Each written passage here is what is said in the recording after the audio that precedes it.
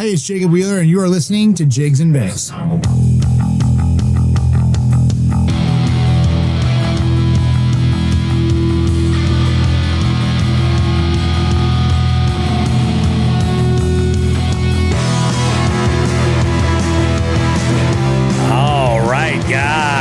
Bobby Roast Beef here with another episode of Jigs and Bigs, baby.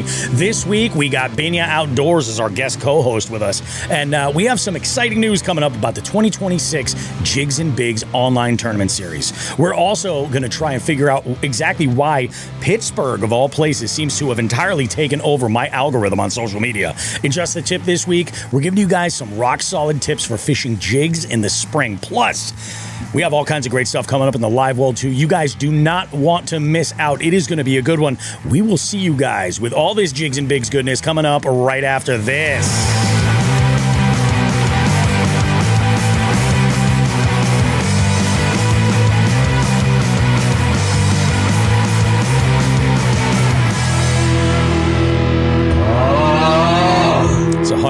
Jigs and Bigs time, baby. Everything's going. Everything's good. Joe, how you doing, baby? How's everything? Man, I'm awesome. That's great. I'm good. It's Friday. Yeah. The weekend's coming. A long weekend. Have you been Fridaying it up over there? Oh, you got what's that? Have you been Fridaying it up over there? I work today. Okay. All right. But guys, I have some big news. I want to start it right off the rip. Okay. What do we got here? I have a date that AVF is dropping. Oh. A date? The website goes live? The website will be live. Oh. 1 March. March 1st. So March 1st, the site will be live. I still have some stuff, my garage is officially a warehouse now. Mm-hmm. Don't you guys try anything crazy on here because I got cameras. But I need that shit. Dude, I picked up some new companies. Yep. So that's awesome. I got Defiant. So okay. all their line, their swim baits. I'm actually working on the order. I picked up Biwa.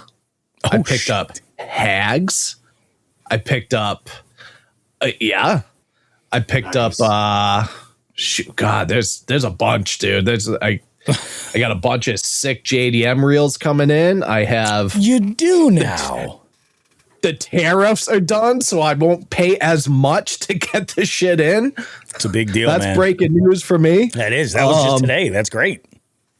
Dude, I'm just guys, pumped, there's a lot of people jumping in the comments right here saying this doesn't affect you at all. Capitalism is still real. Capitalism is my bad. Real. My bad. Somehow I will still pay for it because they'll just add that to the price. 100%. No, nobody's making less money. Yeah. So yeah, man. So we're fucking ready, dude. The website's built. That's the website's sick. ready to go. I'm just waiting for. You've been churning out content on social media for this too. I think the trajectory is amazing, man.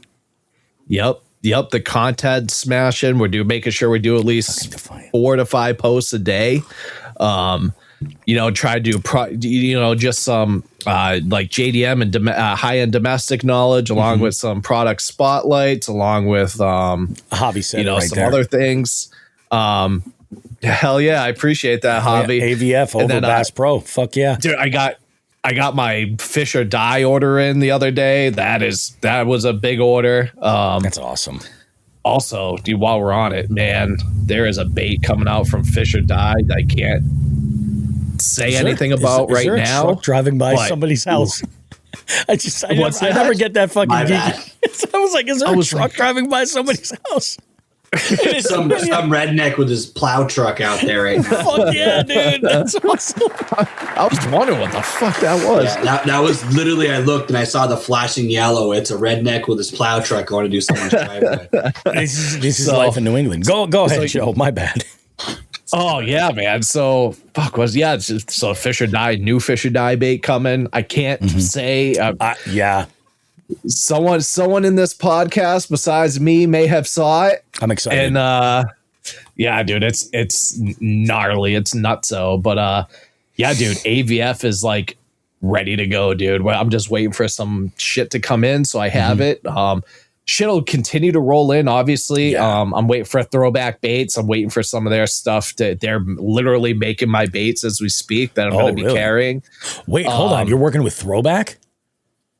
Oh, yeah. We're a Throwback dealer now. Dude, I just saw some amazing stuff from Throwback that, like, you know me in perch patterns. Dude. Yep. You probably already know.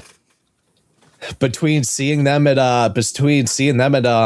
ICAST and then again at New England, like we had a conversation, and man, I did a good size order with them. They're literally making my baits as we speak. That's awesome, dude. Yeah, so those might be in by the 1st. There might be a little back order on those. I'm not going to push them by any means. Yeah. But dude, I got clutches in. I have oh god, I don't even know. There's so much stuff. The BWA, so BWA has the I don't know if you guys has heard of the BWA capsize. It's basically a mag draft, but way better. Okay. Because you know why it's better?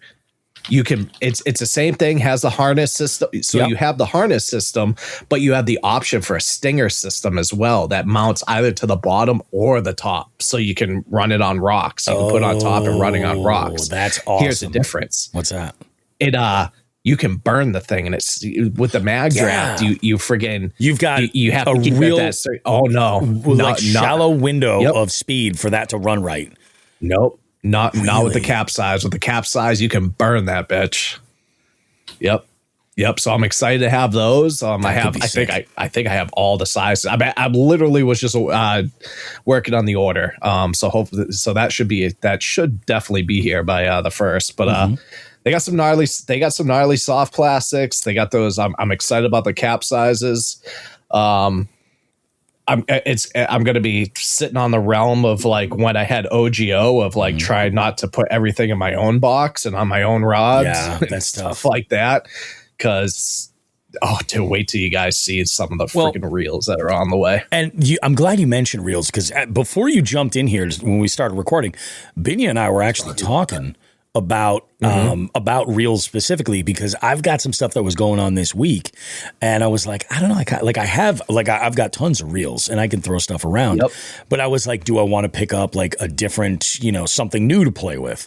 And maybe that's my jump into the foray with JDM. Let me give you a preview of some of the reels coming. Okay. So we got the new Tatulas. We have both spinning and casting. We have just scrolling through here. So we have the Scorpion DC coming. We have Stratix coming. We have Metaniums coming. Yeah. We have the new Naskis coming. More Scorpions. SLX BFSs. We have Vanfords coming.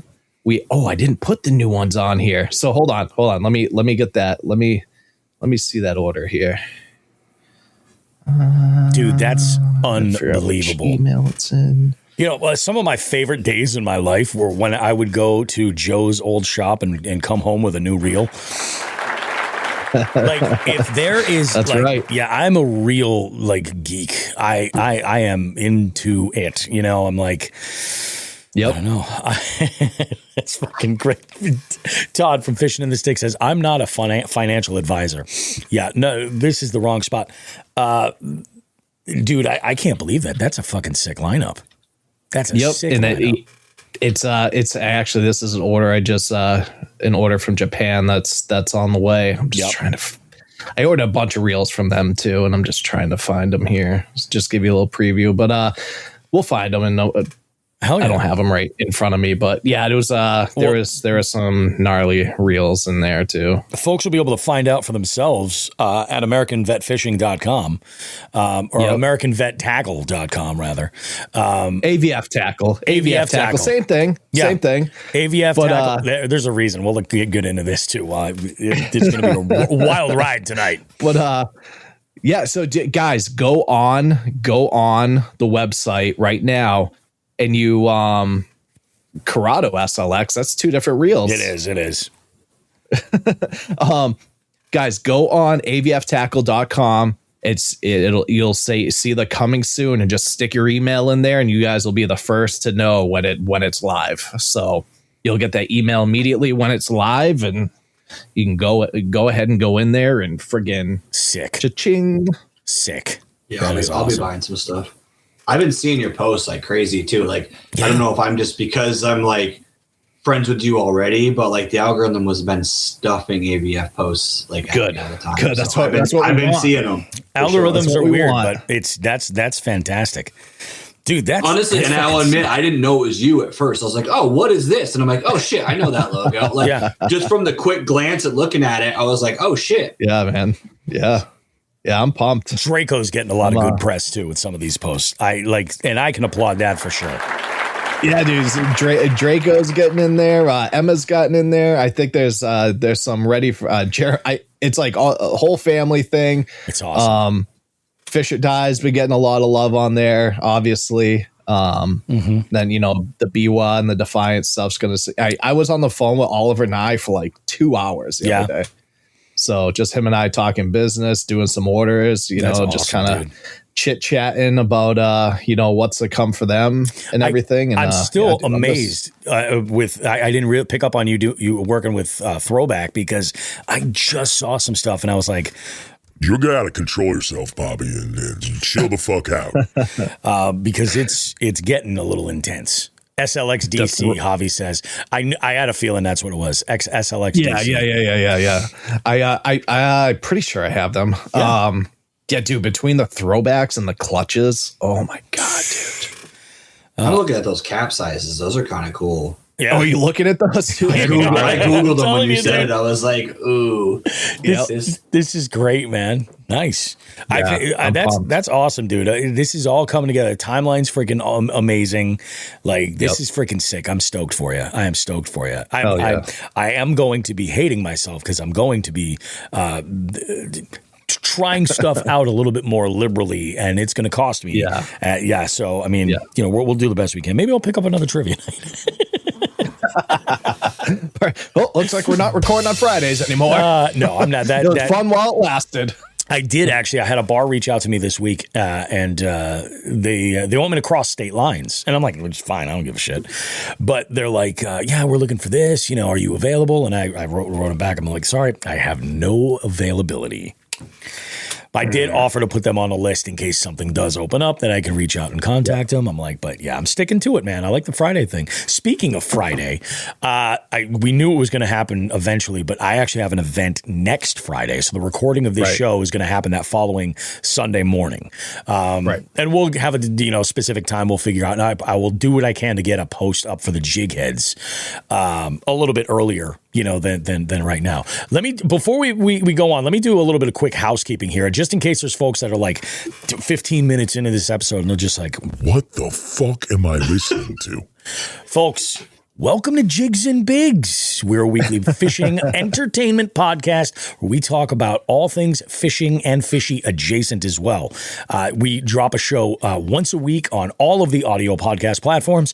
And, we also are on YouTube as well. You can listen to the show there. You can also check out some of the videos that get made also while you're, on YouTube, not only following Jigs and Bigs, but follow American Vet Fishing, follow Binya Outdoors, and check that out.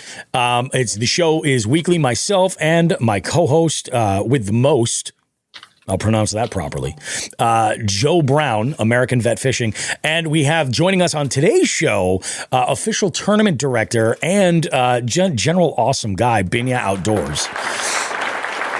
I almost put director in like the subtitle thing, but I was like, nah, that's a curious. Little bit much. No, I think it's awesome, man. I think it's awesome. And coming up in a little bit, we have some stuff to talk about with our 2026 fishing online tournament schedule. And some new stuff has come to light that I think you guys, especially in the Northeast, are really going to enjoy. We also have Jigs and Bigs merch. If you dig this kind of stuff and you want to rep and you're into it, we have some logo stuff available for you, a bunch of different accessories. All that stuff is at jigsandbigs.com.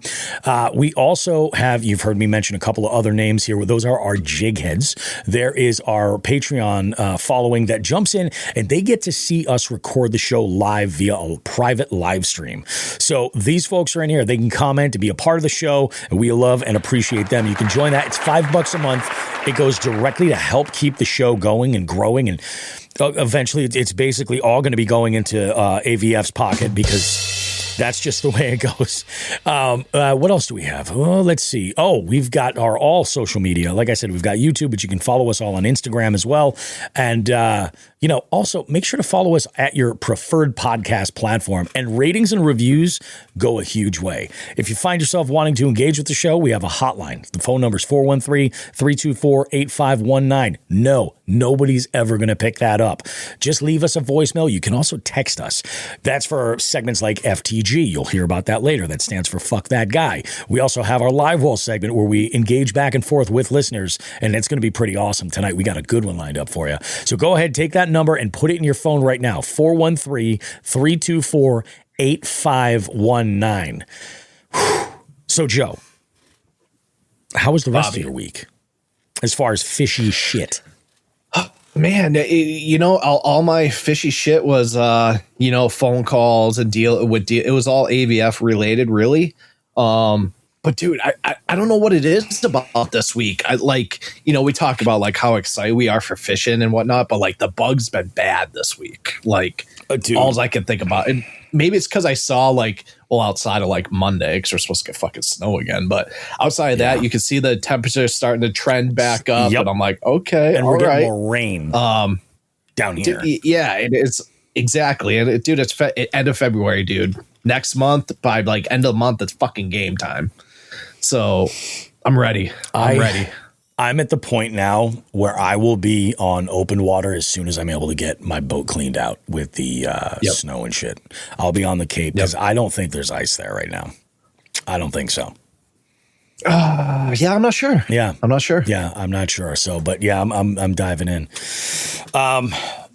Binya is having a different winter experience than we are. Up there. Benny, of course, is located in Vermont. I got a video text from him before we did the show, and it was a video recording from his truck out as he's driving along the road. It's just snow coming down. It looks like he's doing warp speed. And he goes, fuck this shit. Or this is bullshit is what it was. But oddly, Benny's the only one of the group here that's been doing what we like to call fishy shit this week.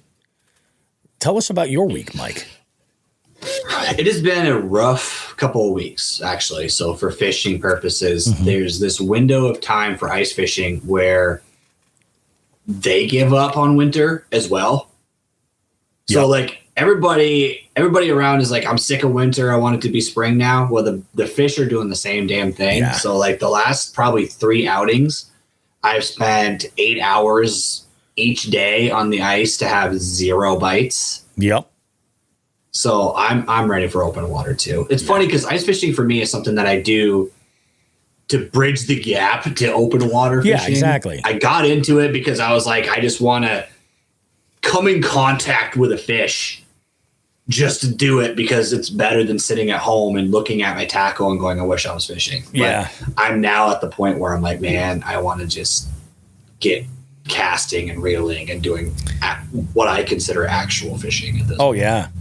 I shared a couple of reels this week. There goes that plow truck. Yeah, but at least your roads are getting done, man. That sucks. Yeah. It'd be worse than not. The thing is, in Vermont, plow trucks are 2 different things. You have the town, like state ones, and then you've got the dude with the Tacoma and the wooden bed.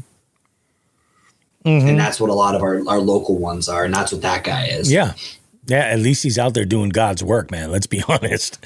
That's true. But like you talk about like getting the bug. I think it was Lund put out a post, and they're just like, it was a caption where it read like, oh gee, it would really be nice to be out on my boat, sunburnt and getting skunked with the boys instead of this shit. And I'm like, 100%, I can get behind that. I think that the feeling is mutual, and I had thrown on the Jigs and Bigs community group, Facebook group, a poll earlier today, and everybody is just sick of it. That was like, are you done with winter? Or are you ready to get moving? Or no, you love this shit and you're going for it. But there are folks that are out there getting it. you know, as far as I've seen a lot of ice fishing content from New England, which is awesome. But yeah, it's just, I don't know, man. The year it happens, it's all of a sudden, that's when like, it's going to be like, oh, everything was, you know, global warming and no more ice. Done deal. Thanks for thousands of dollars, Bobby.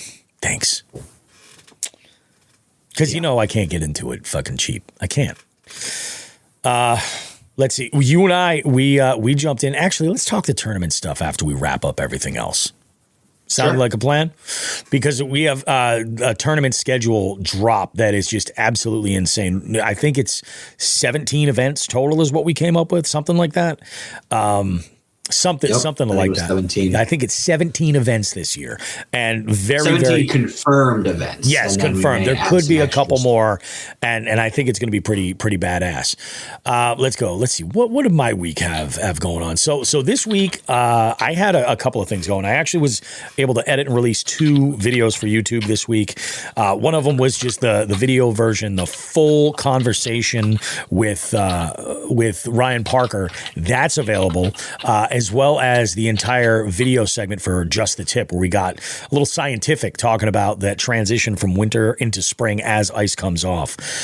What else did we do this week? Let's see.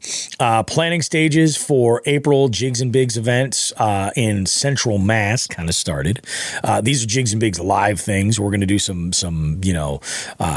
fishy trivia. We're going to record like a single segment out there that we'll include with the show. And it's basically just an excuse to party with jig heads and folks that are listeners of the show and want to come hang out with us. So it'd be pretty cool. And we will have some vendors that we're going to have in there. So if you're looking to scratch that itch and talk to a bait maker or something, they may at some point, because this is going to travel around. We're working on that. We're working on it. This is kind of a big one. So I had ARC had reached out to me earlier it was I think last week or the week prior, and they had mentioned that they were starting a campaign for this new line of rods they have. They're called the Sniper 2s. Joe, we talked about that last week, I think, briefly, right? Yeah, we did. And so I have not one but 2 of those rods coming to me to fit into my Spectrum, and I think I pulled it off. I'm not going to reveal what it was that I selected to put into the lineup that I have, but that means that now, yes, there's going to be an updated Spectrum video that I'll drop explaining where these fit into the lineup of everything and what they're there for. And the other thing too, like an unboxing and some usage stuff. And I think both of the rods I've selected will, one, kind of fall up and assist in an area of fishing where I've got a lot of confidence, and the other one will sort of be more of I guess to push me in a direction to do something that I don't necessarily do enough of. So it'll be pretty cool. Let's see, what else do we have here?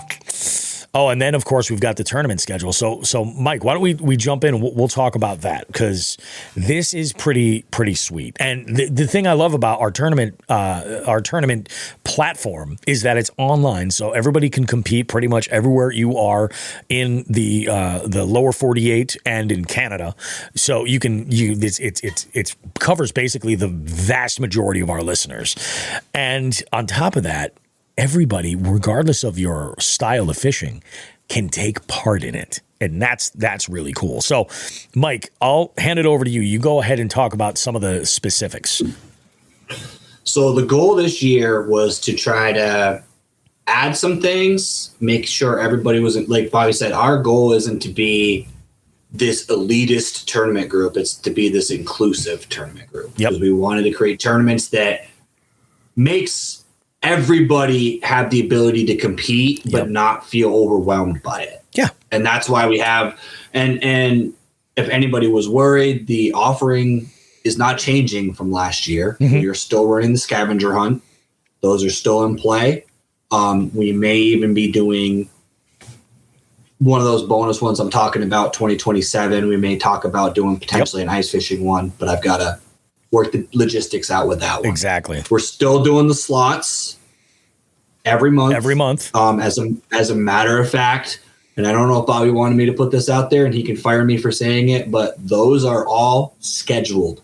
Yeah. So instead of, hey, when's the next slot series? Hey, Bobby, when are you going to put the next? Because you guys don't know this, but Bobby used to get a text from me at the beginning of the month going, hey, dude, when's the slot going to be this month so I can plan around it? Yep. We wanted to give everybody the opportunity to plan ahead, to know when they're coming. So ironically, on AVF Tackle Day, March 1st, those schedules also go live. So while you're shopping and getting some more baits for your tournaments, you can jump in and sign up for the tournaments. So that's something that's going to be, all of the slots are up in there. We did all of the scavenger hunts, I believe, except those are all set. I don't know. Did we set the fall one? Yeah, the fall one. I haven't set it, but we've got the date for it. Yeah. So those are up. And obviously the early one we had to do for the scavenger hunt because that one's coming right up. It's coming up. And the championship, the 2026 championship is in there too. Correct. And those are in. So for those of you who are participating in the tournaments, you're more than welcome to bug Bobby, but hit me up if you have questions, you have concerns, because I'm more than likely going to be the one judging the fish unless I get overwhelmed and I need backup. I'm also going to be probably handling the payouts. So we're going to take all of that off of Bobby's plate and allow him to run the podcast, run his business, and create the content around it. So it's going to be me doing all of that stuff. And we have an additional events series as Joe finishes his drink down there. That's the secret code. Meg is watching upstairs. Meg's a jig head, by the way.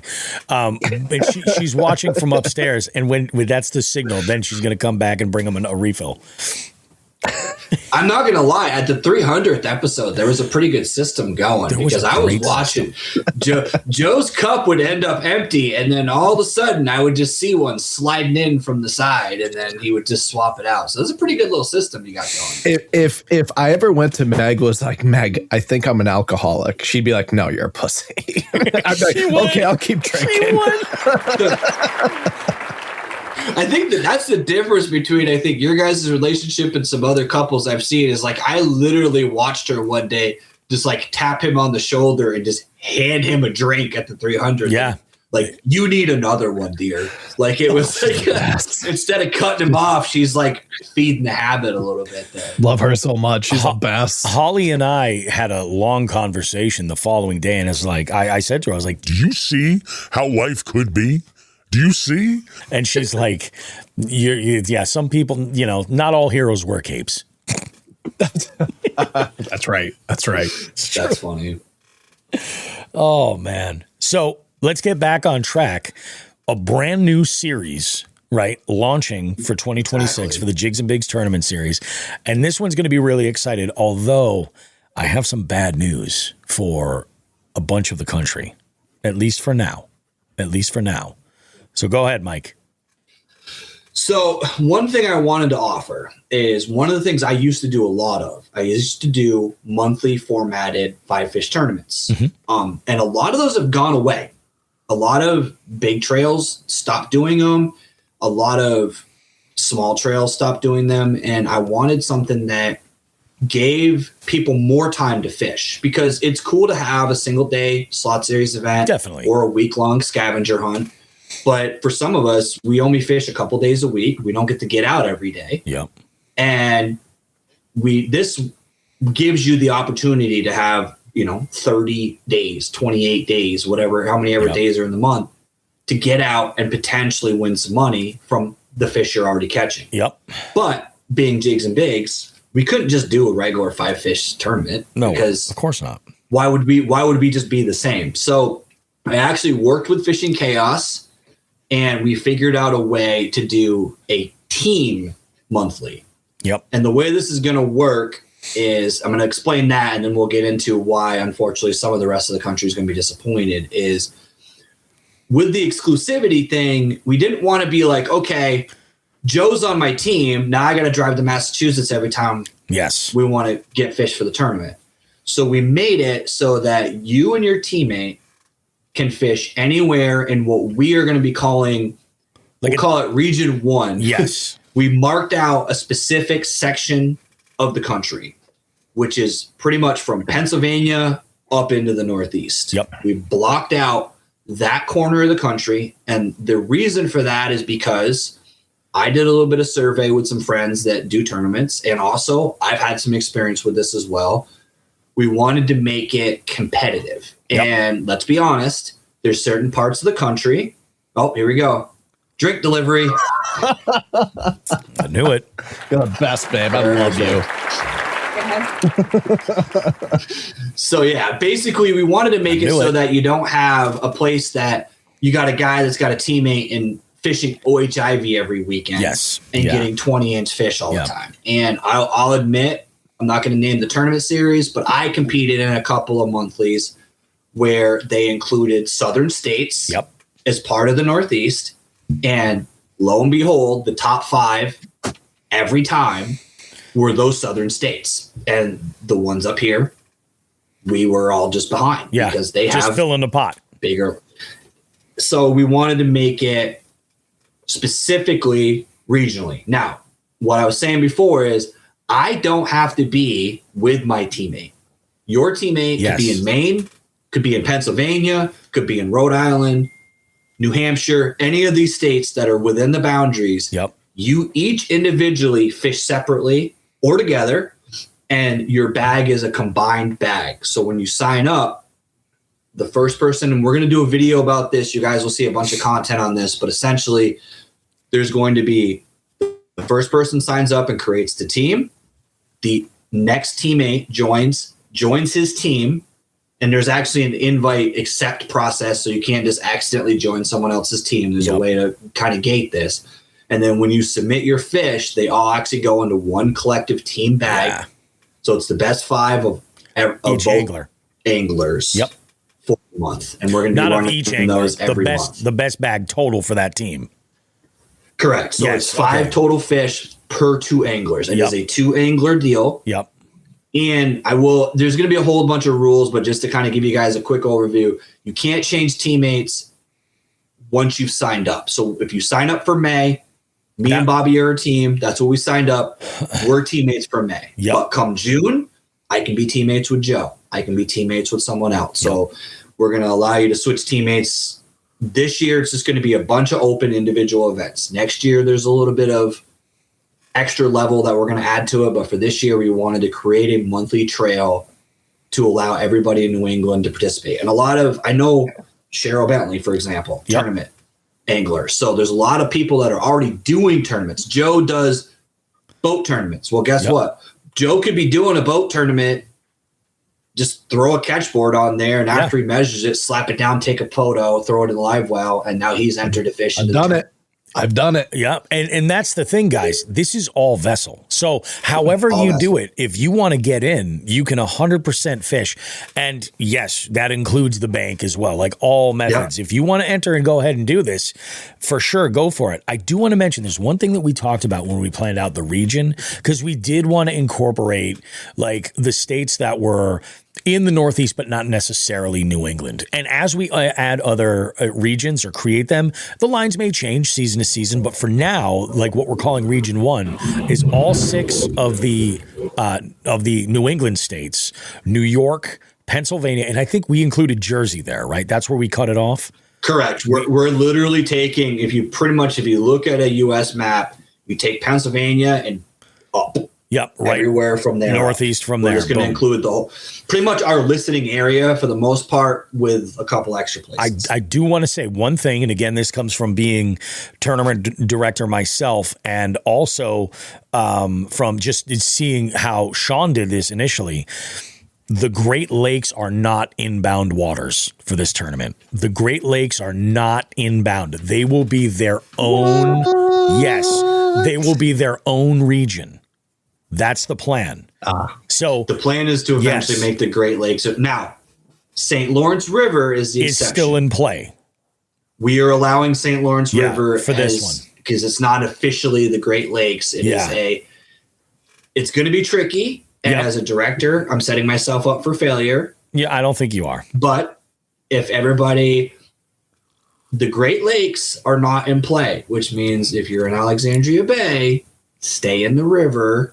You can't go out, duck out into the big boy lake and get a fish and then run back in. But St. Vincent's just fine. Yeah, if as long as it's not beyond the mouth of Lake Ontario, I'll look at it. I'll look at the lake.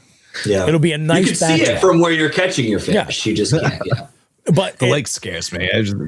And that's the thing. I just know that we've had folks that do have access that live in that area, and they'll go and fish on the best days that work for them and catch them, and that does change things. And that's why we were like, wait a minute, why don't we make the Great Lakes their own separate?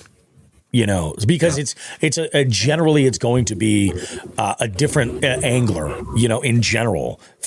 Typically, I would assume it would be a more experienced angler, that would tackle these larger bodies of water and put the time into it. They want to do a tournament. So we'll keep it nice and even, but we'll make that its own region. So I think it's badass. All vessel, team-based, and you're basically working for one team-based stringer is what you're looking for. Best 5, boom, that's awesome. That is freaking awesome. And something I want to put out there for all the listeners and jig heads is if you have a desire for a region that's outside of what we just discussed, send me an email, binyoutdoors@gmail.com. If we get enough requests for a specific region, we will add additional regions. Right now, we're doing this as a test bed. We know the area, which is why I'm running the tournaments in the area that we're running it, because I know not only the area because I live here, but I know there's a lot of tournament anglers in this area that already participate in our existing series. So it's going to be easy for me to set this up, run it, and then once we get more interest, I have no problem with drawing up weird regions, or it doesn't have to be the West Coast. It could be like we were saying, it could be just the Great Lakes, and that's going to be it. And we may even run special series where it's just certain areas for certain weeks. So it's and we got some comments coming in here, and Cheryl Bentley jumps in and says, I'd expect this to grow outside of New England. I think that's ultimately the goal, and we'll figure out the best way to do it. And the nice thing is we specifically chose to keep these generic region names because we don't want people to get upset when we call something the Mid-Atlantic, and people are like, no, that's the southern coast, or whatever, or this little nuance. It does not really make a difference. So this is kind of cool. We get to kind of play around with stuff and keep the names from giving people the wrong idea necessarily. You just look at what's your inbound waters. And then John Higgins chimes in and he goes, that's similar to some of our river catfish series tourneys. We've got boundaries that keep folks out of the Ohio River by about 30 river miles. Anything beyond the designated markers are DQ'd immediately, which I think is friggin' badass. I think it's a cool way to do it. This is partially why Bobby made me director, because I was constantly hounding him about, hey, we should do a tournament like this, or we should do this. You don't know how ridiculously on the mark you are, Mike. And there will be I'm going to be doing a video specifically on how to sign up for these tournaments. So you guys, you're going to know exactly how it works, what it looks like. In the rules, Bobby doesn't know this yet, but in the rules, I'm literally going to draw an actual boundary map so you guys can see it. I'm going to zoom in a little bit so we can kind of include St. Lawrence River so you guys can see that, this is where you can fish till. And we're going to have an entire rule set. The rules are going to look very familiar because as far as generic rules go, it's the slot series, but with 5 fish. It's not going to be much different as far as what is considered no measuring slot. the fish. Let's be clear about that. There's no slot. So we'll have a minimum of 12 inches, Right. Maybe actually, should we maybe say fuck it? And a minimum, no minimum? What do you guys gotta have a minimum. Gotta have a minimum. You think so? I would say so. I tried doing a 10-inch minimum when I ran Slate Nation last year. Gotcha. And it made zero difference. That's kind of what I thought.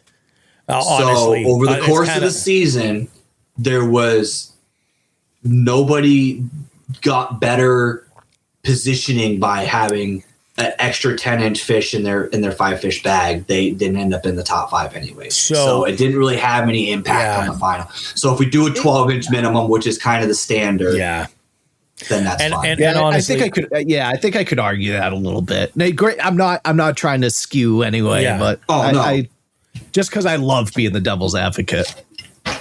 I think also that's going to create a lot of additional fish to judge that could ultimately end up getting culled.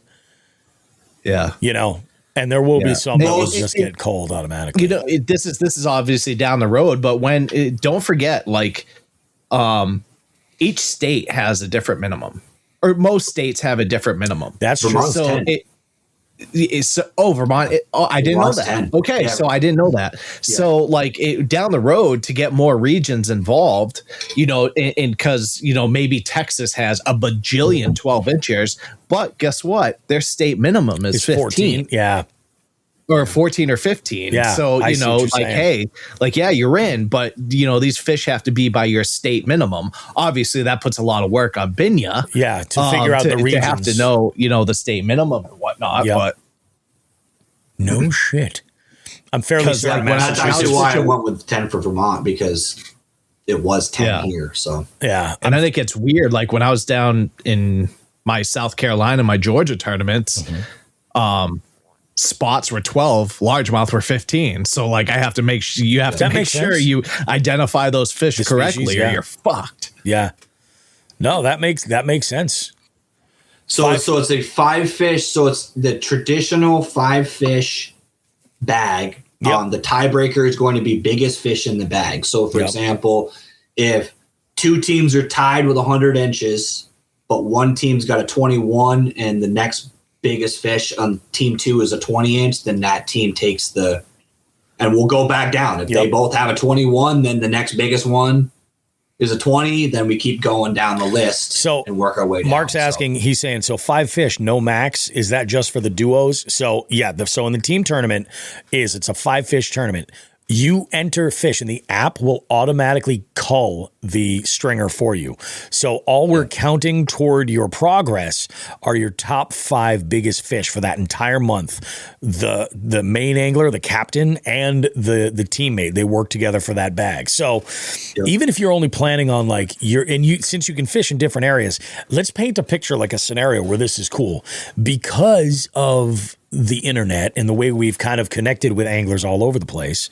You pick a partner, a teammate for this that might be somebody that you don't fish with all the time, that you've just gotten to know, and they're like, I know so-and-so is a real stick. Well, if they mainly fish inbound for the tournament, you can bring them in, and if anytime they're inbound for the tournament, those fish will count. It'll be a whole lot of fun, I think. Which brings me to this. So, Joe. Yeah. I think you and I need to be teammates. I don't disagree with that. I think that needs to be a thing. I think Team Jigs and Bigs should be a thing. I think it'll be really good because you're doing some pretty good tournaments, right? That are some of them actually. I think most of them are inbound. I think the majority of them are inbound. Yeah, we'll have to see Binya's final map, but I think pretty much all of them. I think so. I looked at the Thayer's schedule and I was like, I'm like, we could include this and get a lot more folks. I do have a pretty good listening audience in like New York and in Pennsylvania. So that'll be really, really good to offer them a little bit more. And primarily most of our listeners are up in this area anyway. So we are reaching those folks, which is awesome. But I think, dude, you're doing that and the ABA stuff. So again, just keep your catch board on the boat and whatever you catch, if you're like, this will help. Yeah, man. It's difficult. I do struggle a little bit because I'm so like, I mean, Bob, we've done actual tournaments together. I'm so fast paced. You know what I mean? Like I get that fucking thing in a live well. So it's like, I have to like slow my brain down and be like, okay, actually we have to take a fucking picture first with the catch board. Then we can put it in the live well. Cause I'm so adamant, be like, catch it, get it in the fucking live well, cast back out. But Binya has fish tournaments with me, like slot series on the boat. And you've seen how fast my turnaround is, right? Yep. Once you get the hang of it, the thing is that's one of the reasons why we wanted to include all vessels, because there is guys like Joe that's not doing kayak tournaments, but he's going to be doing tournaments anyways. So if you're already doing a 5 fish event, and you got a 20 incher and you're like, oh, we need another fish for our other bag. It's easy enough to do. Yeah. So. Where it's like, if you're just like, oh shit, this is a good one. And the nice thing is, like, the big boat guys, they're thinking like, oh, I have to do this like I'm on a kayak. No. You have a live well. Put that fish in the live well, and then situate yourself and everything. Like, you're going to obviously weigh the fish. Pop it in the live well. Make sure you got your ID identifier on.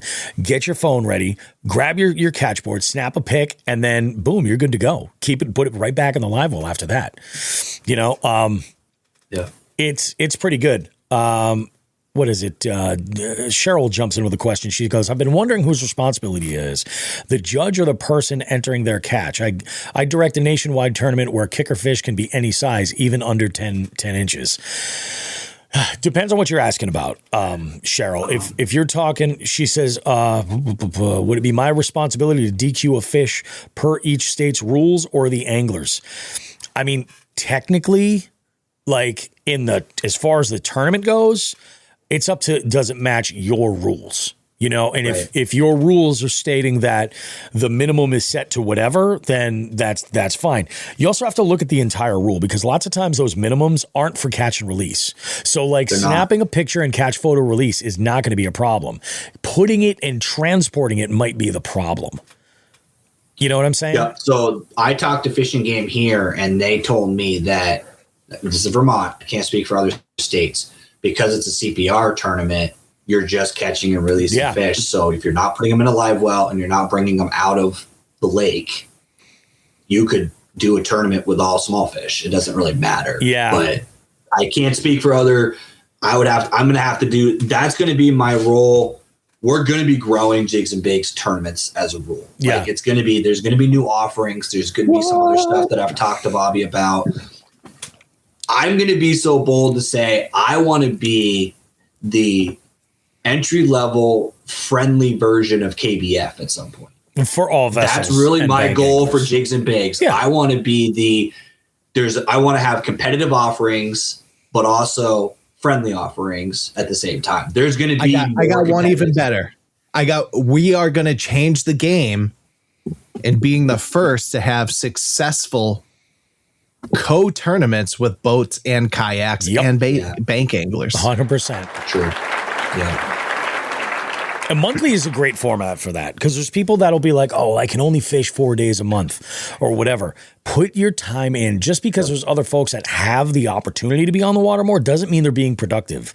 It doesn't mean that they're, it's all that really means for you is you just got to make sure you have a marker for the identifier, you charged up your phone, and you have your catch board. That's all that matters. I say catch board too. The other thing about the 2026 year is that Yak Attack, their measuring board is now official. I passed my stringent tests, and I got to actually just see one in person, check it out. I got to say it's kind of awesome. So we're bringing that out there for you.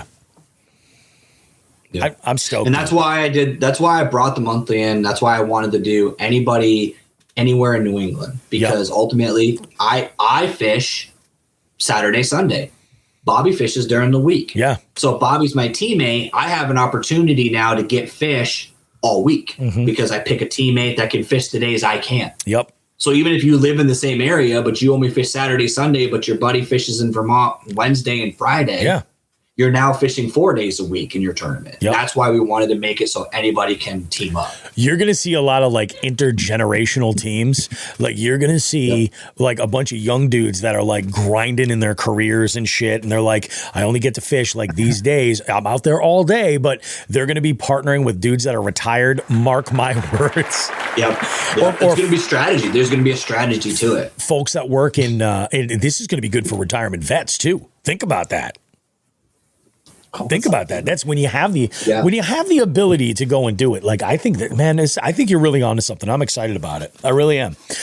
And it does exactly what we've wanted to do. which is engage the listening audience as much as possible. So starting in this first region is like hitting the biggest. I'll bet you there's about 70 to 80% of our audience is in that first region, and we're going to get to everybody else. But the nice thing is we do have the slots to keep everybody engaged all over the place. So, dude, I'm stoked, man. I'm really looking forward to it. We went through the lineup, and as it would turn out, I'm actually okay schedule wise. Like, I've got June is completely blown out for me, and I think I've got some dates in October that will also be an issue, but for the most part, I can make most of these tournaments.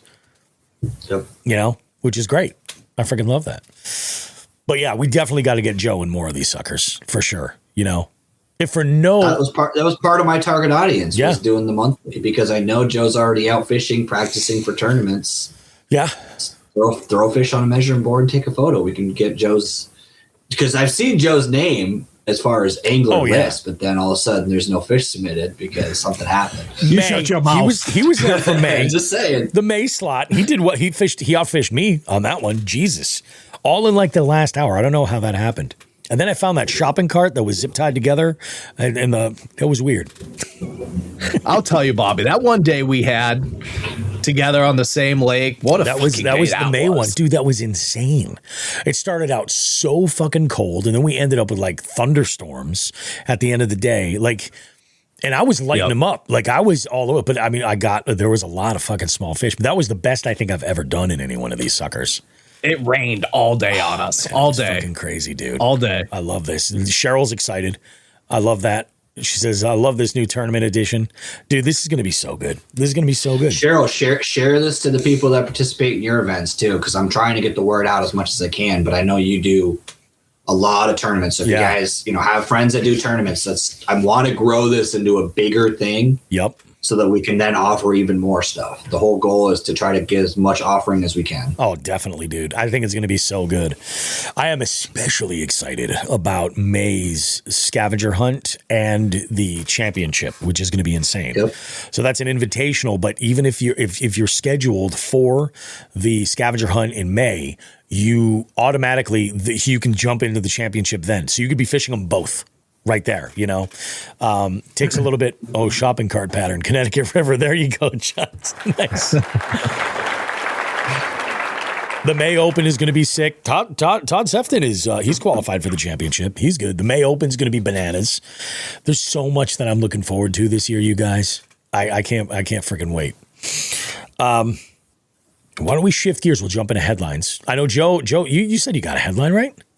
Yep, I just got to find it. Let's fire it up. So many tabs. I found it.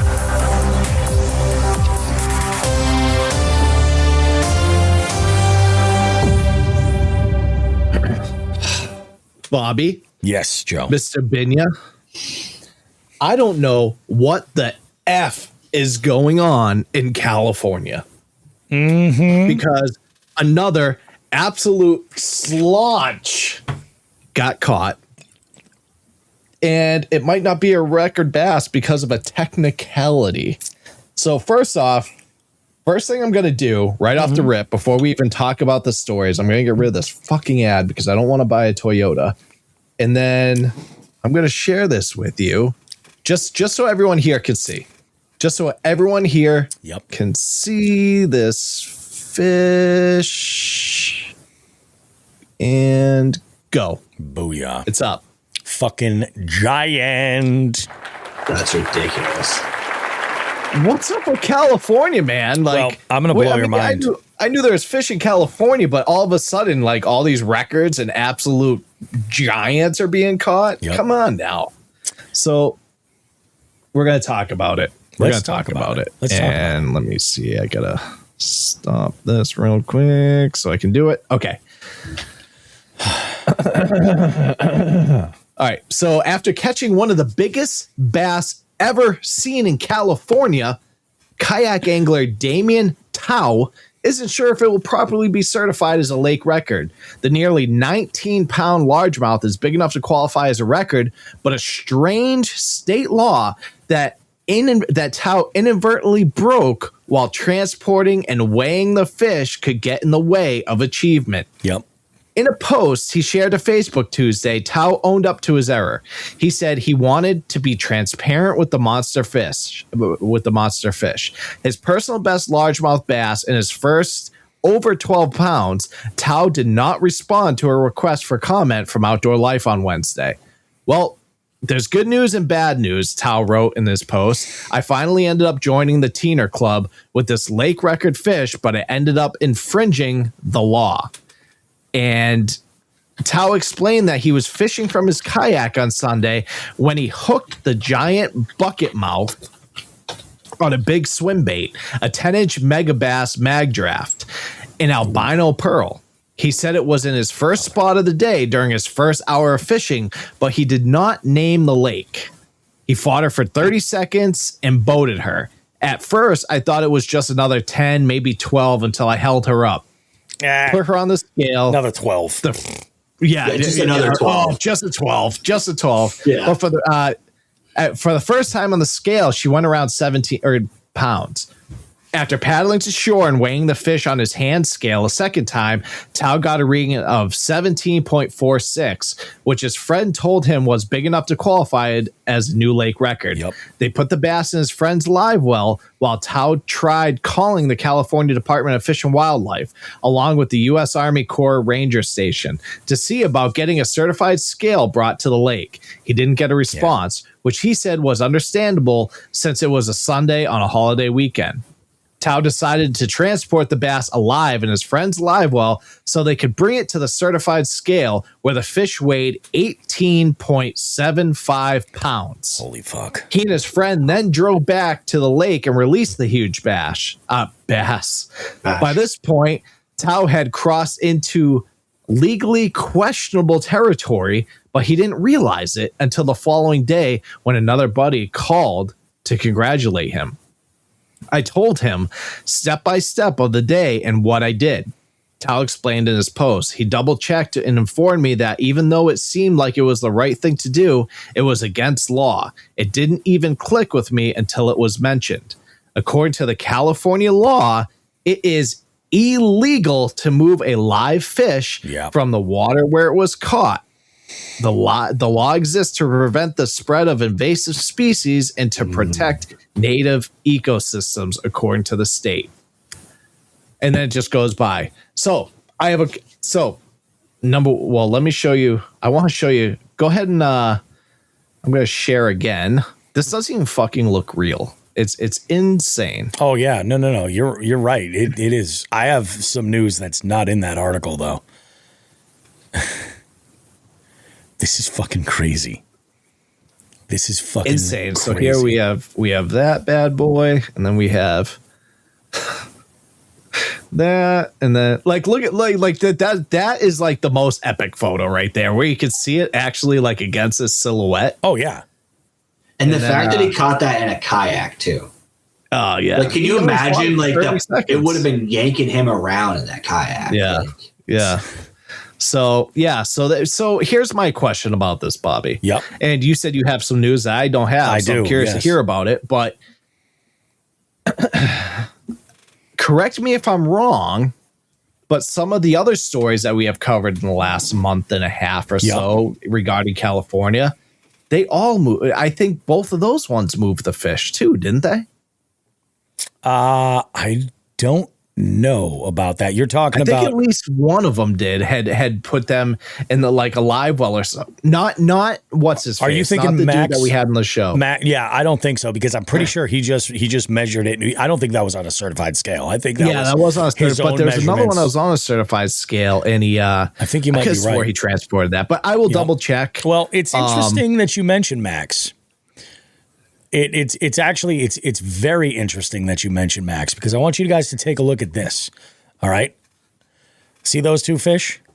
The top one is the top one is the one that we're reporting on. The bottom one is Max. Those are the same. What? Yeah, that's a post from Max's Instagram right there, and he's just like he's a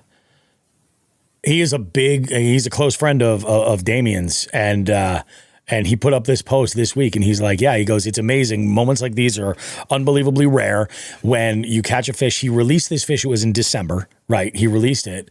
Right. And this was, and he was like, yeah, he was like, this is amazing. And if you look at this, look at the tail and look at the pattern, right? I mean, the obviously tail is what gives it away. The tail is like, cause it's just, it's torn in the same exact spot. And it's like, that's what, and what's funny, caught on two totally different presentations. Because remember, Max was like hovering a minnow, strolling a minnow. Yeah. And then, that's like the Mickey rigging. Yeah. Isn't it crazy, man? It is absolutely the tail. It's crazy. The thing is, Todd says here, he goes, looks like the stripes are a little bit off. Looking at the lateral line alone, and when you have to really zoom in to catch some of the specific patterns, but looking at that alone, the tail is the dead giveaway. You're like, it's crazy, man. It is absolutely crazy. That is a giant fish, and we got to go to California. God, we know enough people there. We have to go. It's funny. I was talking to Oliver and I yesterday about it too. It's like, I was like, dude, you drive 72 hours out here where I want to drive 72 hours out to you. You know what I mean? It's like, it's crazy. But I mean, they do a lot of content and shit on the St. Lawrence River and whatnot. Oh, for sure. And that's the spot. If you're gonna drive up and you want good smallmouth content, there, St. Clair, there's well, you would think. That's true. Yeah. If you drive up there to catch smallmouth and not catch any smallmouth. I know. But yeah. At least you did. At least you did, Mike. You managed to get it. I'm going back. I put in vacation. I officially have vacation in to go up there in June. So I'm going. June is the worst. You texted me the other day and I meant to look and because I always forget what the weekend is. I was like, let me look and I'll text him back and I forgot. So I'm going up because I got to look at it still, but I'm going up Juneteenth weekend. So 18, 19, 2020. Oh, yep. I believe ours is the week before. Is it? Okay. Yeah, it's like the opening week or whatever, because you can't target bass on fucking. Yeah, so I went that following week because being banker's hours, I have the 19th off already, so I only have to use one vacation day to get a full long weekend. Yeah. Yeah, I plan on staying up there the whole fucking week. I'm bringing the family up and everything so they can do their thing, and we're gonna rent a house. I'm probably gonna have Taylor and his family with us, and I'm making Bobby fucking carry his ass up there so he can fucking get onto the bank, the bedding fucking smallmouth, and it's and he's gonna catch a 6-pound smallie. I think we're going to have to do that during the week. I'm going to have to take some time off and do that because July is an insane month. I am working every single Saturday night June. So I think that month I'm going to have to take a few days minimum and go up and just, hey, here we go. Whatever house we have, I will ensure there's a bed, fucking a couch, a rug, a floor, something for Bobby roast beef to fucking sleep on so he can get on those bedfish. If it's a night like tonight. Oh, hold on. I can't let you do that by yourself. That's what I'm saying. Hold on. Oh, you got to hear it. Social. The what do they call it? ASMR. Oh, wow. That was a good one. Oh, wow. That was impressive. That was a very good one. I'm feeling left out now. I know, right? I don't think I have any alcohol in it now either. Do you even drink, Binya? Oh, yeah. I do. Oh, okay. Oh, Joe, while I'm thinking about this, before, because there is a little tidbit I want to jump in. It's like a mention during headlines. Did you have what do you call it? Did you have a package go out from one of your whatnot sessions to New Jersey? Bobby's thumbs up. I could tell you right now. Yeah, I believe I have them go to New Jersey pretty. Dude, I get them all over the country. Does the last let's name, hear why. Does the last name Orsino stick out to you?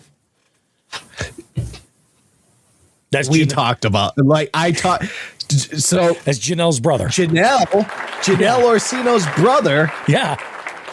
Was on my Whatnot show and he actually, we were talking like during the live and he goes, "Oh, I think you know my sister." And I was like, it like, that's what he came off with. So then I go back to like 22-year-old Joe. I'm like, oh God. Yeah.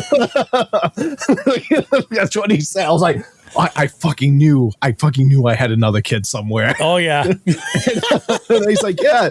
He's like, Janelle. I was like, get the fuck out. So we were like talking about the bus, like, and shit, like on Whatnot. But yeah. Yep. That's awesome. That's awesome. I love it. I just got a text from Janelle. She's like, she's holding up an AVF sticker and she's like, oh yeah, my brother just got an order from Joe. I'm like, that's fucking awesome.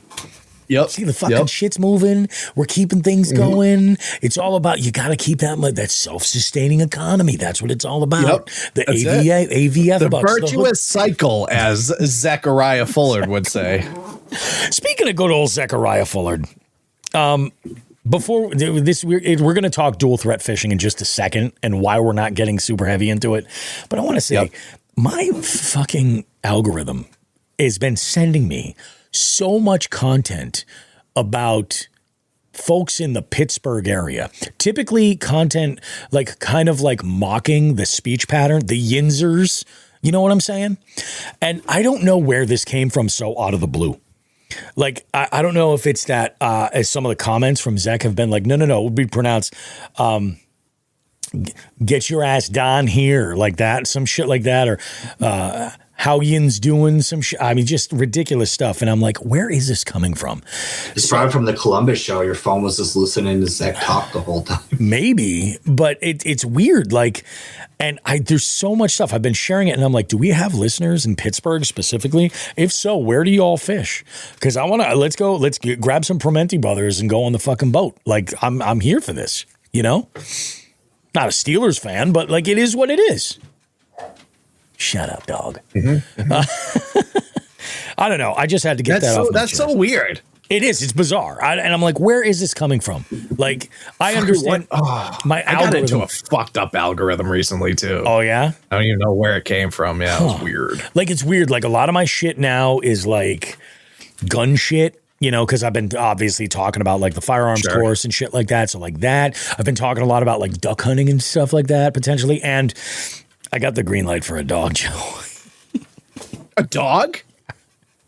What kind of dog? A lab. We're going to go with a lab. I grew up with labs. Dude. We're going to go for a lab. You cannot go wrong with a lab. That makes me so happy. Yeah, we're definitely going to do it because I was like, if we're going to fucking do this, like I got to commit to it. I got to do it. So yeah, we're gonna do that. So let's talk the guns because I love guns. I know. I mean, you can see my big ass safe behind me. Clearly, yeah. The big ass safe that I can't get into because I'm now 42 and I went to go get in it and I was like, oh my God, I forgot my fucking combo. Yeah. I don't remember it. I can't remember it for the life of me. Oh my God. Luckily I have a friend who's a locksmith. I have a little piece of paper that had the code on it that I always hid. Yep. And she thinks it might be behind it. But anyway. Okay. Did you have your course yet, or is that tomorrow? It's tomorrow. Tomorrow morning we go for it. Bobby. Yep. Can I bring you to go shoot some of my fucking real cool shit? Yes, 100%. 100%. 100%. Like most of the shit that I'm looking at is like concealed carry stuff. My ads are fucking stupid. If I see another before you buy something, please talk to me. Oh yeah, 100%. Well, okay. I have an idea the direction I want to go. Like, tell me it. Tell me the direction. I'm going revolver.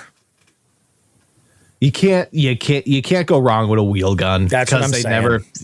It's a sure thing. I can't argue that. Yeah. I'm not a wheel gun guy. Yep. But you can't. You know what? You don't have stovepipes, jams, nothing like that. Misfires, like ease of use and stuff. Yep.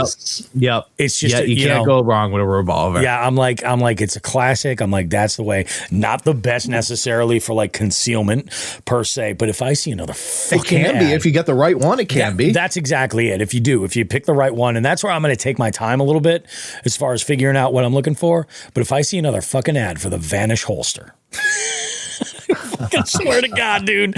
I looked at the comment section or something on a post, and I was like, oh, every other ad is for that fucking. I wouldn't buy it. Like if it would fit my fat ass, I wouldn't fucking buy it. So here's what I use for a holster. This crazy. Jigs and Bigs is going down the gun fucking realm right now. This is crazy. If your algorithm wasn't messed up, it is now. I got to get the name of it, but. What I use, like, anytime you see me, I carry everywhere. I carry all the time. I don't fuck around with that. Like, especially in the climate of our world now, I always carry. Yep. So, God, I can't think of the name of it. But what it is, basically, is in the pants holster, like inside the pants. Yep. But, dude, all it is it's just a piece of plastic with a peg, right? And the barrel goes inside the peg. And that's all it is. That's what holds. It's not an actual holster. It's just like a mechanism that goes in the barrel and goes on your belt, and it pulls right off when you have to draw it. It is the fucking. Everyone buys these like crazy Kydex and leather. Yeah. No way, dude. I will not ever go away from that thing that I have. Has anybody ever busted your chops about being pegged on the regular though? I don't even have anything for that. Usually I'm pretty good at having a comeback. I got nothing. That was fucking good. Hey, you know what's crazy? When I said that, in the back of my head, I was like, fuck. And I'm the guy. I should drink wine more often when we do this. I'm just waiting for Bobby to send me a picture with his revolver, looking all Yosemite Sam with his revolver and his beard. Dude, you got if you're carrying a revolver, you gotta fucking start curling your mustache. Yeah. You got your revolver. I have my high tech with a fucking red dot and a flashlight on it. You're just like Dirty Harry and fucking spinning that fucker. Oh man! Oh my God! Yeah, it's something. But we gotta mention this whole dual threat fishing thing, because that's the other thing on my YouTube algorithm. Constantly, man. Now we talked about this last week, how there was definitely some real shady dealings going on, but I've heard so many different spins on stuff. Like folks are the right now the internet's going a little bit crazy town as far as like folks jumping in, giving opinions on what's going on, and there were payments initially being collected, and then when initially it sounded like there were not. So Joe, I think he put it the best. We're gonna let kind of the internet do its thing. And then after more facts start coming out, stuff that we can actually give commentary on, then we'll go ahead and kind of like revisit this later. But okay. Yeah. So I was just actually, we're going to talk about it. But just not so much right now, because it is such a hot topic. It is such a hot topic, and there's like so many opinions coming from every which direction. And the unfortunate part is a lot of the opinions right now are based off of emotion versus fact. So here at Jigs and Bigs, on the Jigs and Bigs news section, headline section, we want to kind of wait a little bit. We want to wait for it to kind of tone down and for the actual like the facts to come out, and not like just emotional opinions. There's a lot of buzz, because that's where it's at right now. Yeah. Yep. It's all emotional opinions. Kind of with the ABA shit, like we just want to wait. Like the dual threat, it's fucked up. The situation, no matter what comes of it, it's fucked up. It's not right. There's some shady shit going on. We're just trying to figure out where it's coming from and what the actual answer is in the end. Yeah. So we are going to talk the dual threat stuff. It's just not going to be yet. We want to really unpack it. It's just now is not the right time, because we don't want to base our opinions off emotion. We want to base them off facts. Exactly. I think that's the whole deal. Yep. Yeah. 100%. Cheryl, apparently we made a fan with that new line of talk. Cheryl says, this should be a new string, how to fish the banks with a gun. Seriously, I've been wondering. And then she goes, I mean, can you still wade? Still learning. Like wading makes it tough. I think that Joe pours another one. Dude, I gotta stop. Otherwise, the show's gonna get real fucking weird. Get fucking weird fast. And we got some good stuff. Oh my God, the live well coming up. You guys don't want to miss it. Speaking of live well, that number I gave you guys before, what the hell was it? 413-324-8519. You guys can call and leave your questions for the live well. That's coming up later. We got 4 or 5, and you can also do the same thing for FTG. That's coming up in the next segment as well. Why don't we go ahead? We'll take a quick break, guys. We'll come back around. We'll bang out FTG, and in fact, in this FTG, we're making some Jigs and Bigs history tonight, like something that's never happened before. It's pretty amazing. Pretty fucking cool. Okay. All right. Let's go ahead and we'll take a short break. We'll see you guys in a bit. Don't go too far. We got more Jigs and Bigs coming up after this, baby. This episode is brought to you by Indeed. Stop waiting around for the perfect candidate. Instead, use Indeed sponsored jobs to find the right people with the right skills fast. It's a simple way to make sure your listing is the first candidates see. According to Indeed data, sponsored jobs have 4 times more applicants than non-sponsored jobs. So go build your dream team today with Indeed. Get a $75 sponsored job credit at Indeed.com/podcast. Terms and conditions apply. And perhaps play a little game called Just the Tip. Just for a second, just to see how it feels. Or, ouch, ouch, you're on my hair. Okay.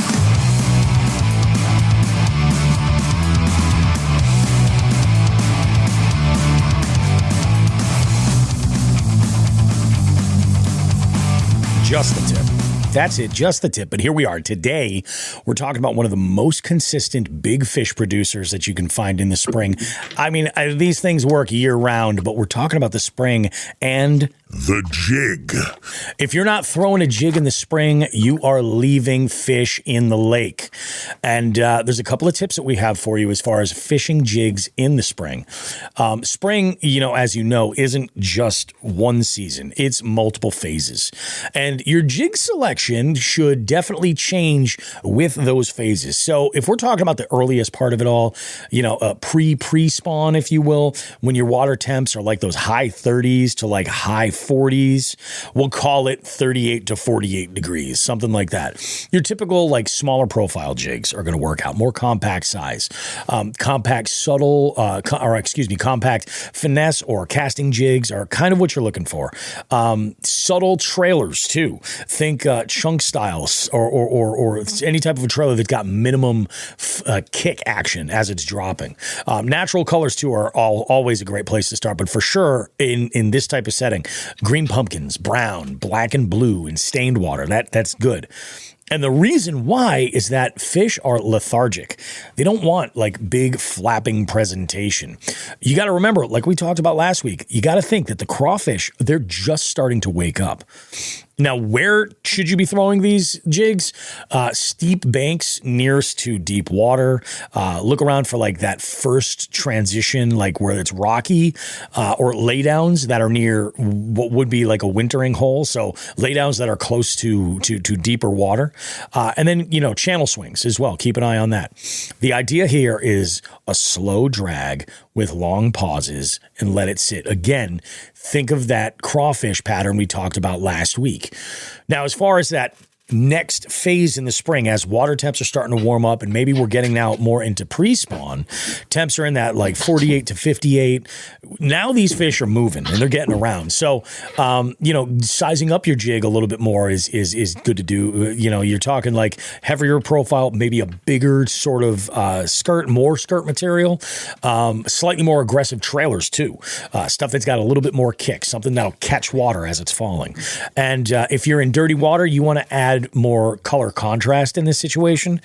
And this is when your fish start staging up in different areas. So that the areas that you'll want to target are going to be your secondary points and your rock transitions, isolated wood cover, the first hard bottom that's near the spawning flats. This is a great opportunity. Take a look at your maps now, especially if you're familiar with a body of water, you know where they're spawning. Look for these things around that area. If you can, you should also know that this is a point where you're on the bottom, you can hop it now. You can also swim it if you need to and go ahead and cover more water. As far as the late spring, when we're talking about getting into spawn and then post spawn, and this is where jig fishing often gets overlooked. You know, you can flip a compact jig into beds that are in dirty water. You could swim a jig around the fry garters, or, you know, focus on bluegill colors around spawning areas specifically. That's the stuff that'll get munched. When you're talking swim jigs, like here, you want to go, you know, in your more like, you know, average conventional size. Think about the depth that you're throwing this into. You know, anywhere from like 1/4 to 3/8 is great. A 1/2 ounce is fine as well. Focus on bluegill or white, like other bait fish colors. Throw it around emerging grass. Throw that around docks. Throw it around shallow wood and riprap. A swim jig can also replace a spinnerbait too when fish are pressured. Now, if you're choosing the right style of jig, we'll break it down real simple for you. What's a casting jig? Think of this as like your do-everything spring jig. Whether it's rock, wood, transitions, you can kind of get away with using this all over the place. It is a very versatile, all-terrain vehicle. Think about it like that. Now, your flipping jig is a little bit heavier duty. We're talking thicker weed guards, heavier hooks, and you want to focus this on where the wood is like super heavy or the cover's just crazy, crazy thick. Your finesse jigs, think colder water with high pressure, clear water, and swim jigs, of course, you know, you're talking swimming those around shallow cover, during warming trends and in post spawn. Now, where to focus as far as, you know, this is kind of a big deal. A lot of people get really off the rails with this. If you were to remember nothing else about this single segment, remember this thing. In spring, fish move from deep to shallow. Jigs are best on the stopping points along that highway. So a few things to look for could be your depth changes that are in and around the spawning areas. Rock to sand transitions are huge. Isolated cover near a flat, ideally near a spawning flat. Channel swings that touch the bank, or docks that are closer to deep water. Spring jig fishing is about intercepting the movement. Now, a couple of tips for you to kind of like build some confidence with. Don't be afraid to trim your skirt slightly for a little bit tighter profile, especially as the water's a little bit colder. Don't make sure not to overpower it at all. Slow it down more than you think you need to slow it down. And if you're losing fish, check on your weed guard. Thin it out if you have to, and upgrade your trailers based on water temp. More action, the warmer it is. And if you're not getting bit in say 10 to 15 minutes, move, because spring fish roam. Spring is jig season, plain and simple. And if you want to catch better than average fish more consistently, pick the right jig for the phase, target those transition areas, and slow down. And for that is just the tip. But I'm curious what you guys think. Where are you guys? Because I know, like for me, the bass jig went from something that blew my mind, you know, back in like 2018, you know, to now I feel like it's one of my biggest confidence baits. And I have a very loose interpretation of what a jig is. A jig can be many different things, and it is so versatile. But where do you guys weigh in? Is there something that I missed in my note taking? Nothing that you missed. You nailed it. But here's the one thing about jigs for me. Yep. Jigs are one bait you can fish anytime. Yep. Any time of the year. Yep. Any condition, any water. Like jig is that one bait that is versatile in any situation. Mm-hmm. Whether it's on grass, rocks, in the muck and muddy water, clear water, shallow water, deep rock. The only thing it doesn't work is obviously for suspending fish. But even if you're an absolute legend and somehow figure out how to drop it on their fucking head and they nail it. But other than that, other than suspending fish, a jig can work all year round, any condition, any situation. That is the one bait that you need. If you can't catch shit, but you know they're there, throw a fucking jig. Yeah. A jig is one. There's a reason why they've been around for 1930. almost 100 years. You know what I mean? It's crazy, man, because I got some inspiration from a couple of things. I think I mentioned last week, I had posted a question in Pig Nation asking like, hey guys, what are some topics you would want me to talk about in Just the Tip? And I asked this over there because Pig Nation is actually a pretty good size and active group of folks. And I got a ton of feedback, and that was one of them about specifically fishing for jigs in the spring. So I kind of wanted to tailor it toward that. But Joe, you nailed it. Like, you can't go wrong with a jig. You're going to fish it differently in different parts of the year. You're going to select a different jig, and a lot of the time, like a lot of people, like I like to say, I have a really loose interpretation of what a jig is, but like. What was it? I think it was Tackle Talk this last week had an episode where there was a mailbag question. No, it wasn't. It was the tackle. It was the fishing pole this week. Yes. Yep. Yes. Yep. And the number one bait, because it was one of these questions where he asked like a text-based question, and Andrew said, what was the one bait that you have the least amount of confidence in, or that you need to focus on the most? And the jig was number one. He goes, this one surprises me because it's such a classic. It's been around for so long. It blew my mind, just like it blew his mind, just like it blew your mind. But it's crazy that like he's 100% right. Like, it's been around forever, but I've noticed forever when I've asked people like, hey, what could I talk more about? Jigs are at the top of the conversation. You know what I mean? 1000% Joe, says John. Yep. Says I'm a fucking legend in my own mind. Dude, Shan's at a fucking concert right now watching. Shan's at a concert funny. Watching? Oh, Jesus Christ. He probably can't hear a fucking thing right probably now. Probably not. He's at a concert with his wife. That's awesome, man. But yeah, dude, it's like jigs they're super, super versatile. Like, you always I have a rod dedicated to jig. That is fuck yeah, dude. Always tight. I got it doesn't matter. Dude, I've actually tried them ice fish. I've caught fish on them ice fishing. Oh, yeah. No, that is the most versatile fucking bait. I've dropped smaller size like finesse jigs, like the HH Customs. Yep. I've used those ice fishing. The Koosh Ball one. I've used those ice fishing jigging. Clay Walker. He's at Clay Walker. That's right. Dude, have you seen the Igudamas from Ray Japan? Yeah, I've seen some of them. They're fucking pretty sick. I'm gonna hold a couple to the side for both of you. Okay. And you guys need to actually, Bobby, I have a box like in the works for you. In like sweet. Of like shit. I'm just like, Bobby needs to try this. Bobby needs to try that. Bobby needs to try that. That's awesome. And some BFS shit. But dude, yeah, Todd knows. Todd, dude, I sell so many of those fucking things. They're Todd's a frequent flyer at the AVF fucking whatnot shows. Yeah, that's fucking awesome, dude. You would be shocked at how many fucking people that I don't even like. Obviously, I know like Mark, Todd, a couple other, but you wouldn't believe how many fucking people come into the show. They're like jigs and bigs, really? And I don't recognize. Yeah. That's fucking dope, dude. It's fucking so dope. Yep, but yeah, you guys, those are like a super. They're almost like they're super like Bobby. They're BFS jigs. Okay, they're like they go down to like 1.8 grams, which is like that's super light. I don't know, 1/32 or something like that.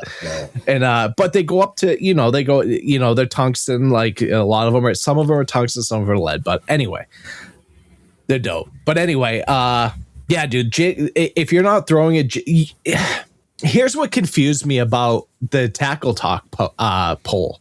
Yep. Fishing pole. A jig is one of those things you don't even have to be confident about. Because you could just fucking throw it, let it hit the bottom. You could bounce it, drag it, fucking whip it, swim it. Like you can put any kind of trailer you want. I actually threw a jig one day with a tube on it. Yep. I think what's going on with those people is they're overthinking the jig. Yeah. Yep. Yeah. You can't overthink a jig. You just need to fucking throw it in there and you will catch fish. If you're, I will say this about a jig. If you are struggling with the process of like building confidence in baits, and a jig is one of those things, start there because there's so many ways that it can be effective to fish. As you start to, I think the most challenging thing for a lot of people is like knowing where to throw it, you know, and And the big one really is like, I usually tell people like that fish in waters that are similar to mine, like we have heavy cover, but we don't have heavy cover like Okeechobee. You know what I'm saying? Like especially grass and shit like that. Like we've got some places that are pretty thick grass and everything, but for the most part, you know, if you're throwing your typical Arky style like casting jig, you can do so much with that. You know, there's times where like I like a specific flipping jig, like one of them from Dark Horse is the Blue Rock Workhorse, the 1099. Man, that jig is just, it's got such a stout ass hook and it's just nice and bulky. And when I'm throwing into like submerged timber, and the thing I like about that jig specifically is that the weed guard on it is so tough that like I don't think I've ever lost one because I got hung up on like a piece of wood because I'm really good at being able to pop those. That's a lie. I 100% have lost some now that I'm thinking about it, but I have no fear of like where I'm throwing those because they're generally so good. I know for a fact it's the July or August tournament. I think it's the July tournament. I lost a bunch of them because I was throwing into the nastiest shit. But that's where I got all my good fish for that one slot limit tournament. If you're wondering, if you're not losing jigs, you're not throwing jigs. Yeah, if you're wondering where you should start throwing a jig, the place that you go, I can't fish that because it's too thick. That's where you start throwing a jig because jigs are 4x4s. They will come through it. Yeah. Yeah, and that's the beauty of it. You can throw it in there and it's going to come out. Do you guys want me to do like a video, like full like tips on like how to build confidence in fishing that shit in heavy cover? How would you guys feel about that? Because like I have no fear when it comes to throwing my jig into shit. Like I have zero fear. So I'm game to. I want to see it, Bobby. I want to see that video. I'll make it just for you, Joe. I want to watch that video and I want to learn something, just like everyone listening to this can learn. If you do not be underconfident with a jig. It is the easiest friggin' bait to fish. It is. It really is. Put the time in. You're going to love it. You should learn how to fish a Senko and a jig. Yep. That's it, dude. I mean, if you learn to fish those two, you probably are going to catch bass when you go fishing. 100%. 100%. No, I think that's great. Cheryl says, yes, that'd be great. Cheryl, you and I got to plan a BFS outing together. Do a bait finesse outing, the two of us. Maybe go and do some, let's see. I'm trying to think up in that area what we could do. It's funny because every once in a while I'll show up at a tournament and Cheryl will be there. That's awesome, though. It's kind of funny because like I've been at a couple of events and then I'm like, oh, there she is. I love when like the jigs and bigs-averse kind of like clashes into one another. Like I think that's my favorite shit ever. But we got a good one. This next segment here makes actually, believe it or not, a little jigs and bigs history.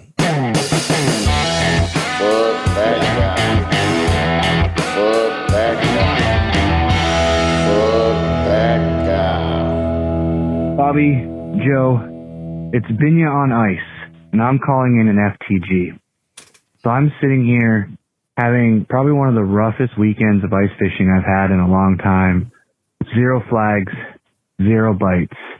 And here comes this family on a leisurely stroll, and they start walking around and fucking with my tip-ups.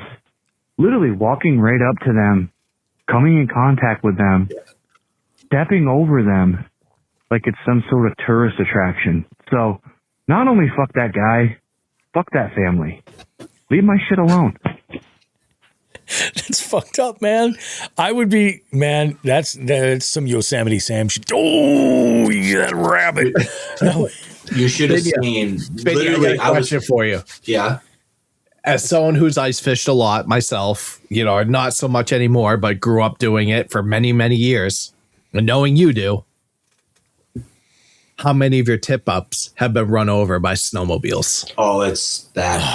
I put glow in the dark tape on my tip ups for that reason. Dude, so your shit, Bobby, that's one thing in the like ice fishing game. Your shit gets run over by fucking idiots on snowmobiles so much. Yep. That's a whole different type of lake lice. Totally. A whole different type of nailed it. And coming from someone who grew up with snowmobiles, like, hey, dude, I ran one over before, and my dad, I thought he was gonna kick my ass because we were poor as shit, and he had to pay for this $20 tip up.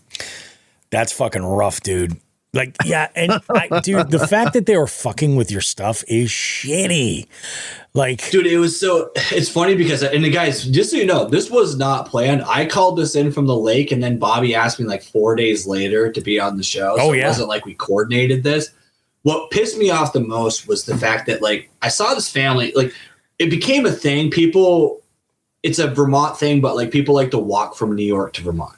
So it's like this, they take their family and they think it's cool that they can go to the New York border and walk across. What they do is they do it by the Crown Point Bridge because they can walk across the lake and then cross the bridge back. Yeah. So it's not uncommon to just see people out for a walk on the lake. But what irritated me was, like, there was a dad, a mom, a couple of kids, and they walked on the water and they start pointing at different things. And like, I could tell, like, he was like, oh, that's a fishing shanty and that's a tip up. And like, that's cool. But then they're literally fucking touching my fucking tip ups. Man, they were like grabbing them and like flip the flag up to show them how they go off. Did he reset it? And I was sitting in my shit. It's a good thing I don't carry, because I may have been tempted to pop off a warning shot. Like, it was irritating me. And then literally, so then they're walking up further, and kind of like what Joe was saying is I did have one, if you guys aren't familiar with tip-ups, I have polar style tip-ups, which are closer to the ice. And this family comes out, and they're standing over it all in a circle, looking down at it, like he was explaining the difference between that and the heritage that they were messing with earlier. And then they walked off. And then they came back through, and then they literally stepped on the tip up on the way back.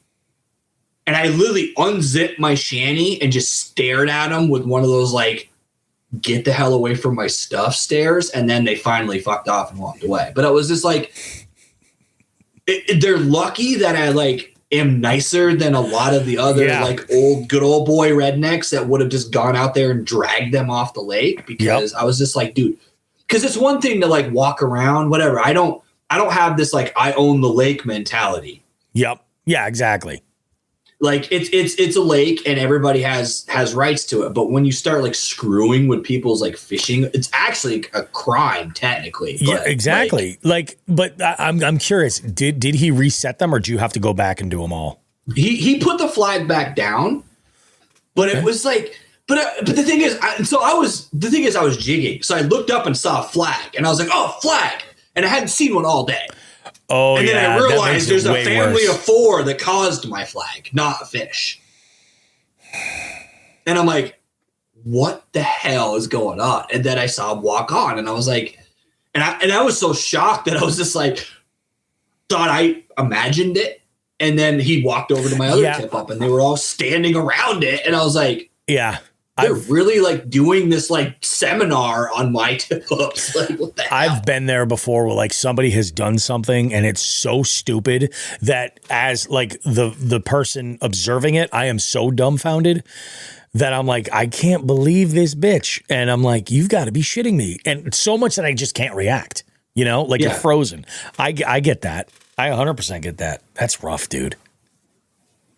That's rough. Yeah, that is super shitty. I don't know. I just grew up like not being respectful to people's stuff. Like, you know, like even if I walked onto a lake and there was no fisherman around and there was a tip up there, I wouldn't touch it. The level of entitlement these days is crazy, man. And I don't even want to blame like the younger generation necessarily, but it's like kind of all over the place. People feel so entitled all the time. And see, and I could have understood it if it was a group of kids.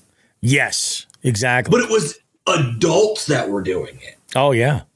Like, I could have even justified if a couple of 10-year-olds walked over and was like, oh, what is this weird contraption? I can understand that more. Oh, yeah, absolutely. Cheryl jumps in and says, I love my lowrider polar tip-ups too, but hands off. How could that need any explaining? This is a really unusual situation to be in. Who the hell would do that? It's so messed up. Yeah, that's crazy, man. And the polar ones, those are the ones that have like the cap that fills the hole. So there's a style like that. So basically there's a bunch of different ones, but essentially they're lower to the water. So the ones that look like an X, those are like heritage tip ups. Yep. Polar ones are the ones, to Joe's point, are the ones that typically end up in tracks of snowmobiles. Yeah, because you can't see them. To be fair, you can't see them very well compared to like heritages or like taller ones. Because they sit so much further down. Because they're sit on the heritages now. Yeah. Yeah. Yeah. Yeah, because you can't miss those. They stand out. Throw a little bit of orange. Unfortunately, they're also like $50 a piece, so they're a little bit. They're not fucking cheap. They're an investment.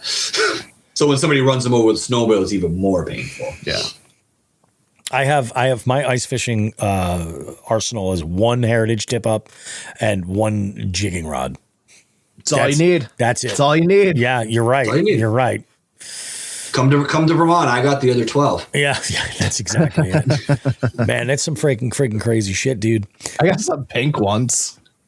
Dude, they're cheaper. Yeah. They are. They're cheaper. The pink ones are cheaper. Yeah, they're like $30. Better visibility. I bought a lime green one for the same reason.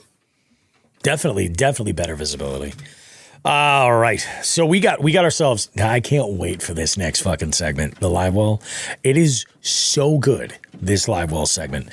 So we're going to take a short break, guys. We'll be right back. More Jigs and Bigs goodness coming up. You do not want to miss it.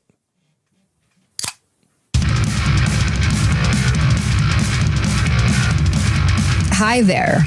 Welcome to the Live Well, where we crack open a Ramp beer and attempt to answer all of your burning questions.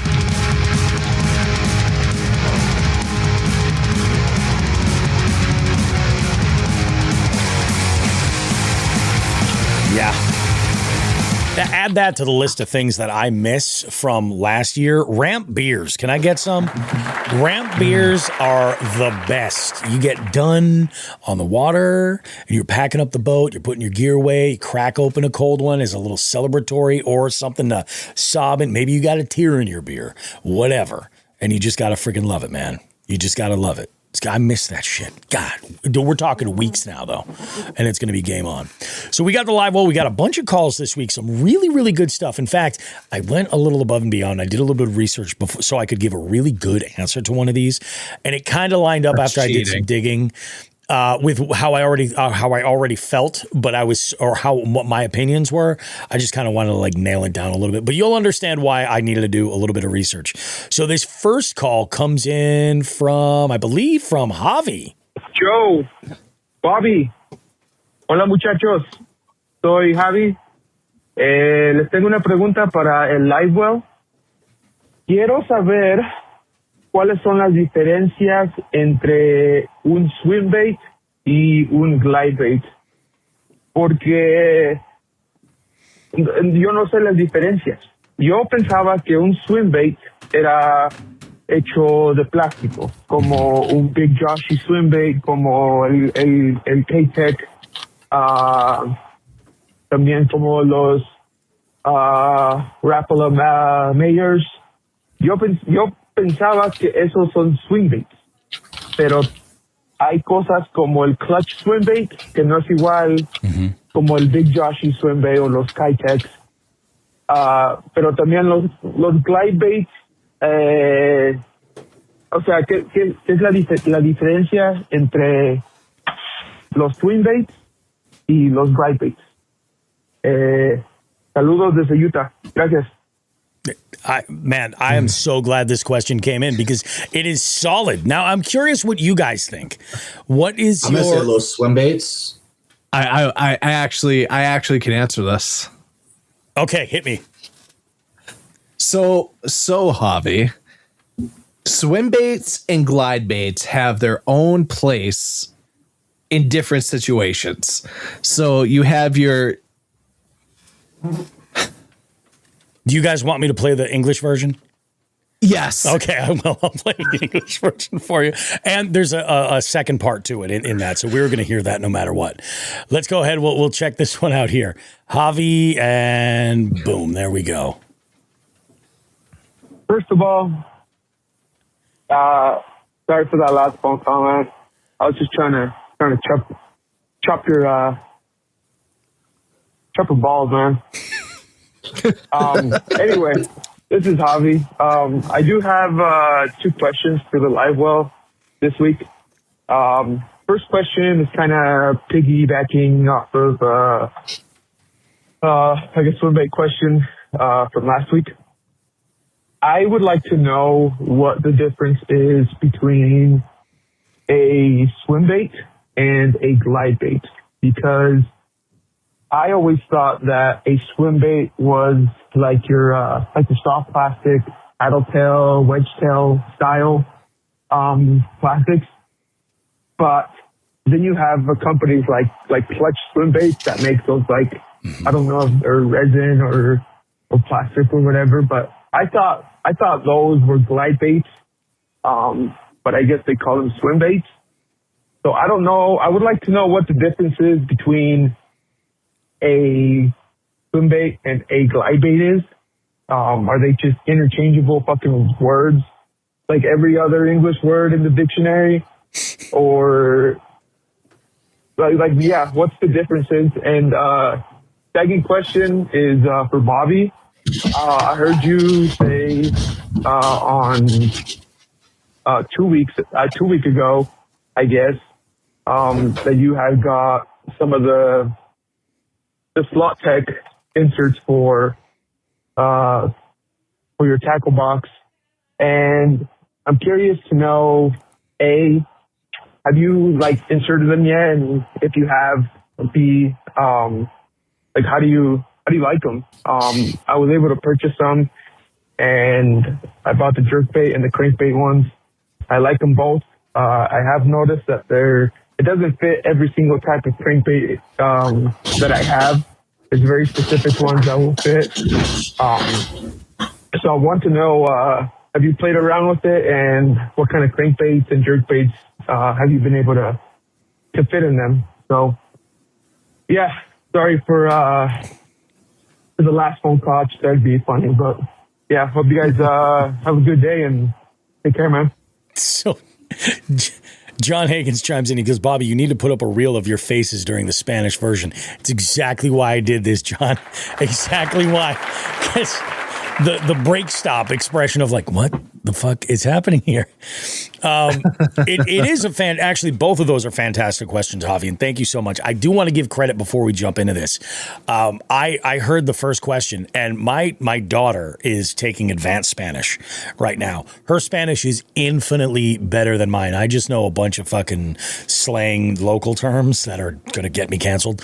But she was like, oh yeah, basically he's asking what's the difference between a glide bait and a swim bait. And I was like, okay, that's kind of where I thought it was going. Then I was like, oh, we have a full English version. It worked out perfectly, man. So Javi, great job. But Joe, you started. It's actually funny because mine's actually pretty good, but it has to be where I suck is like, It has to be slowed down for me. I can't keep up with it. Mm-hmm. Like I actually know quite a bit. I took a lot of it in school and in college and stuff, but like has to be super slow. Like when we go to Mexico and stuff, like Meg's like, what did they say? Like always like ask me what they say. I was like, I don't know. I got to have them slow the fuck down.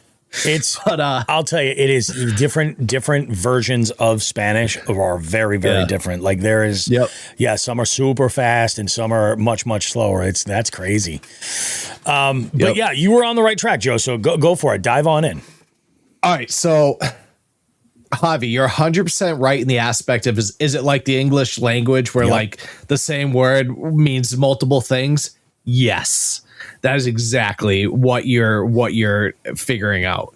So when it comes to like swim bait, let's talk swim. Like swim baits is like a general term. Like if I had like a whiteboard right here, swim baits would be like in the big bubble, and then you'd have the branches coming down of like glide baits, like soft swim baits, like they branch off from there.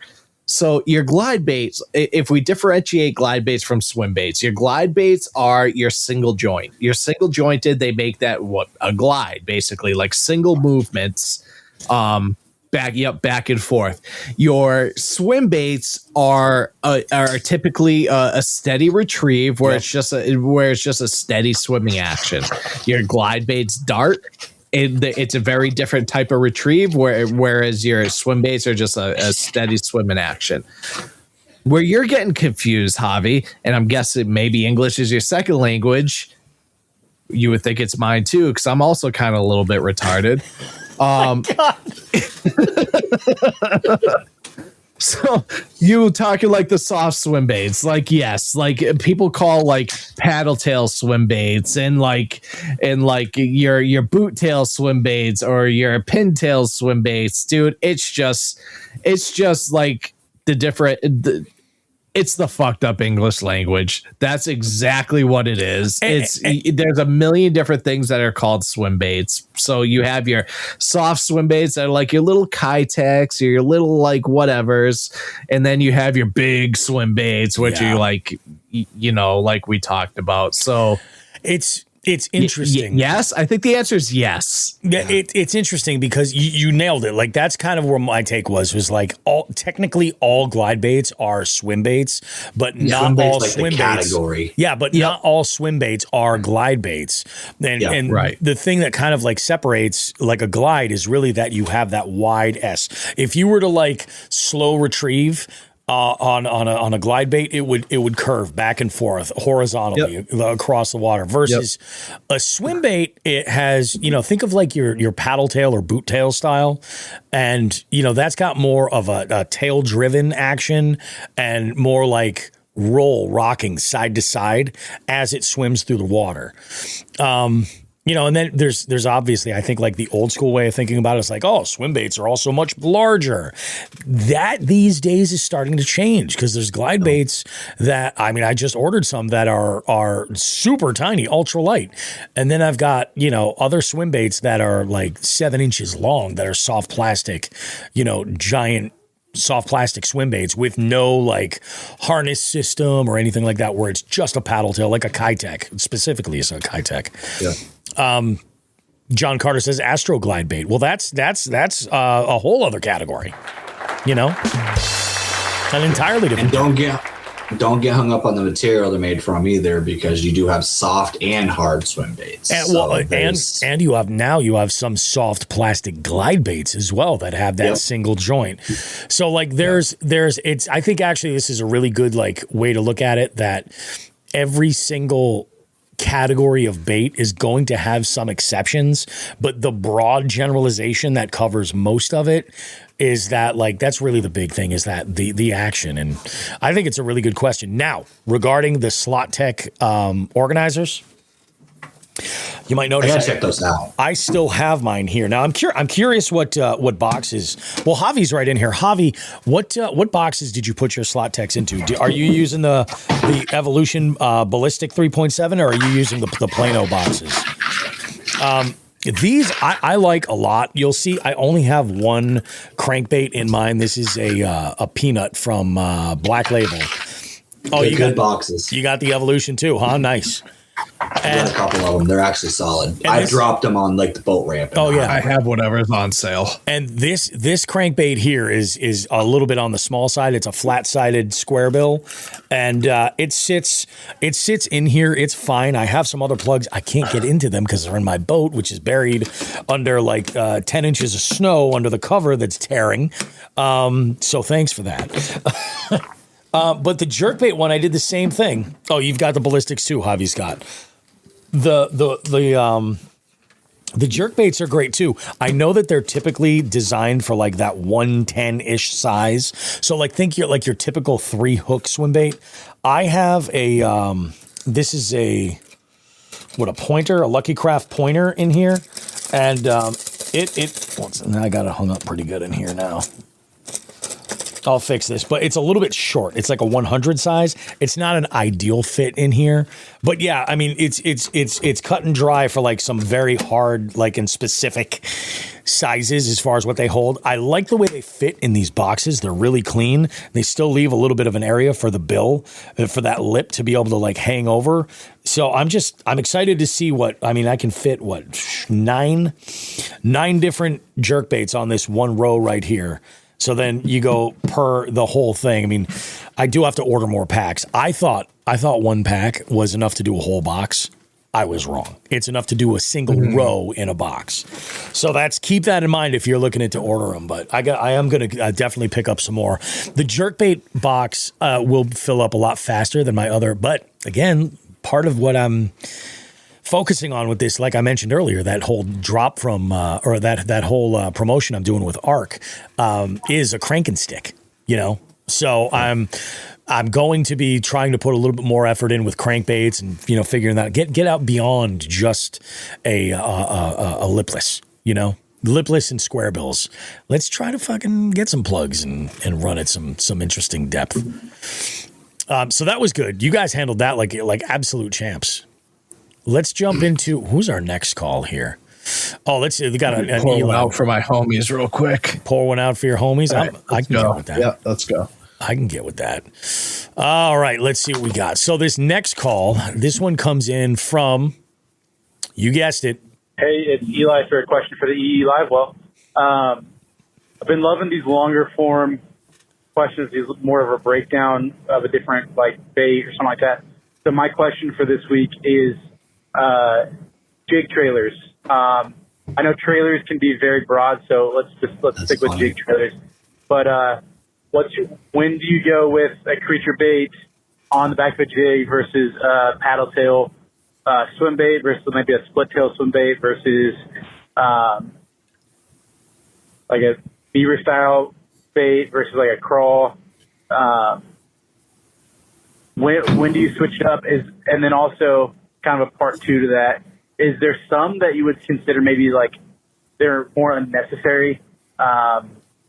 They were just kind of built to sell more baits, or do you think they're all necessary depending on the time of the year? What's your thoughts when she's thrown, when she's changed up? I guess you can include chunks in there too. But yeah, so get a breakdown on jig trailers. I got a lot of opinions. I got a lot for this. Yeah. I got a big opinion. I actually have a short, but a big opinion for this. What do you got? I'm because curious. of something he said. 100%. All those baits are out there to catch fishermen, not fish. Like we've said many times on this show. Yeah. Dude, I'll be 100% honest. Like, does it matter to a point? Yes, of course. Certain situations matter. For me, when I'm in and around rocks, I make sure I have a more of a craw trailer, a craw specific trailer. When I'm punching or something like that, or in around grass, I typically do more of a creature, like an aggressive creature bait that has, because I want it to be more of a movement on the fall versus that craw, like in the rocks where like the claws are like, standing up. Yep. But dude, when it comes to like brand, yes, I'm going to sit here and tell you like this brand's better because I sell them or I work with them, whatever. But dude, a fucking craw trailer is a craw trailer, and a fucking a beaver trailer is a beaver trailer, and a fucking creature trailer is a creature trailer, man. They're reaction strikes. 90% are reaction strikes. It doesn't make as much of a difference as you think, and that's why the guys on the Bass Pro Tour or in the BASS, or the guys who run Crush City or Rapala Crush City, or the guys who run Missile, or the guys who run Fish or Die, or the guys who run this, that, they're all catching fish. Yeah. They're all catching fish because they're based off reaction strikes and movement. So yeah, cool. So it's catching us more like, oh, I love the way that this bait looks on this jig.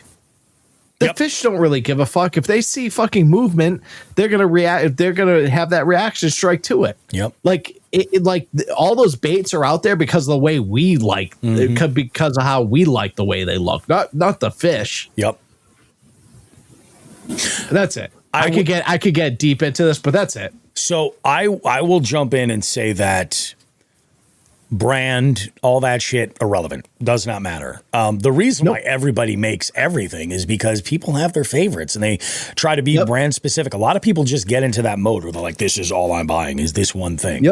Versus then you've got other people that are like all over the place. But I will say this is where your jig trailer does matter. And Joe, you make a really, really good point. Like when you're flipping into heavy cover, especially if you're like punching, and I'm talking if you're throwing like 3/4, 1 ounce, 1.5 ounce jig, big heavy jig, and you're punching through shit and you're trying to get down there, a trailer like a creature bait or a beaver bait that doesn't have a ton of kick is more important.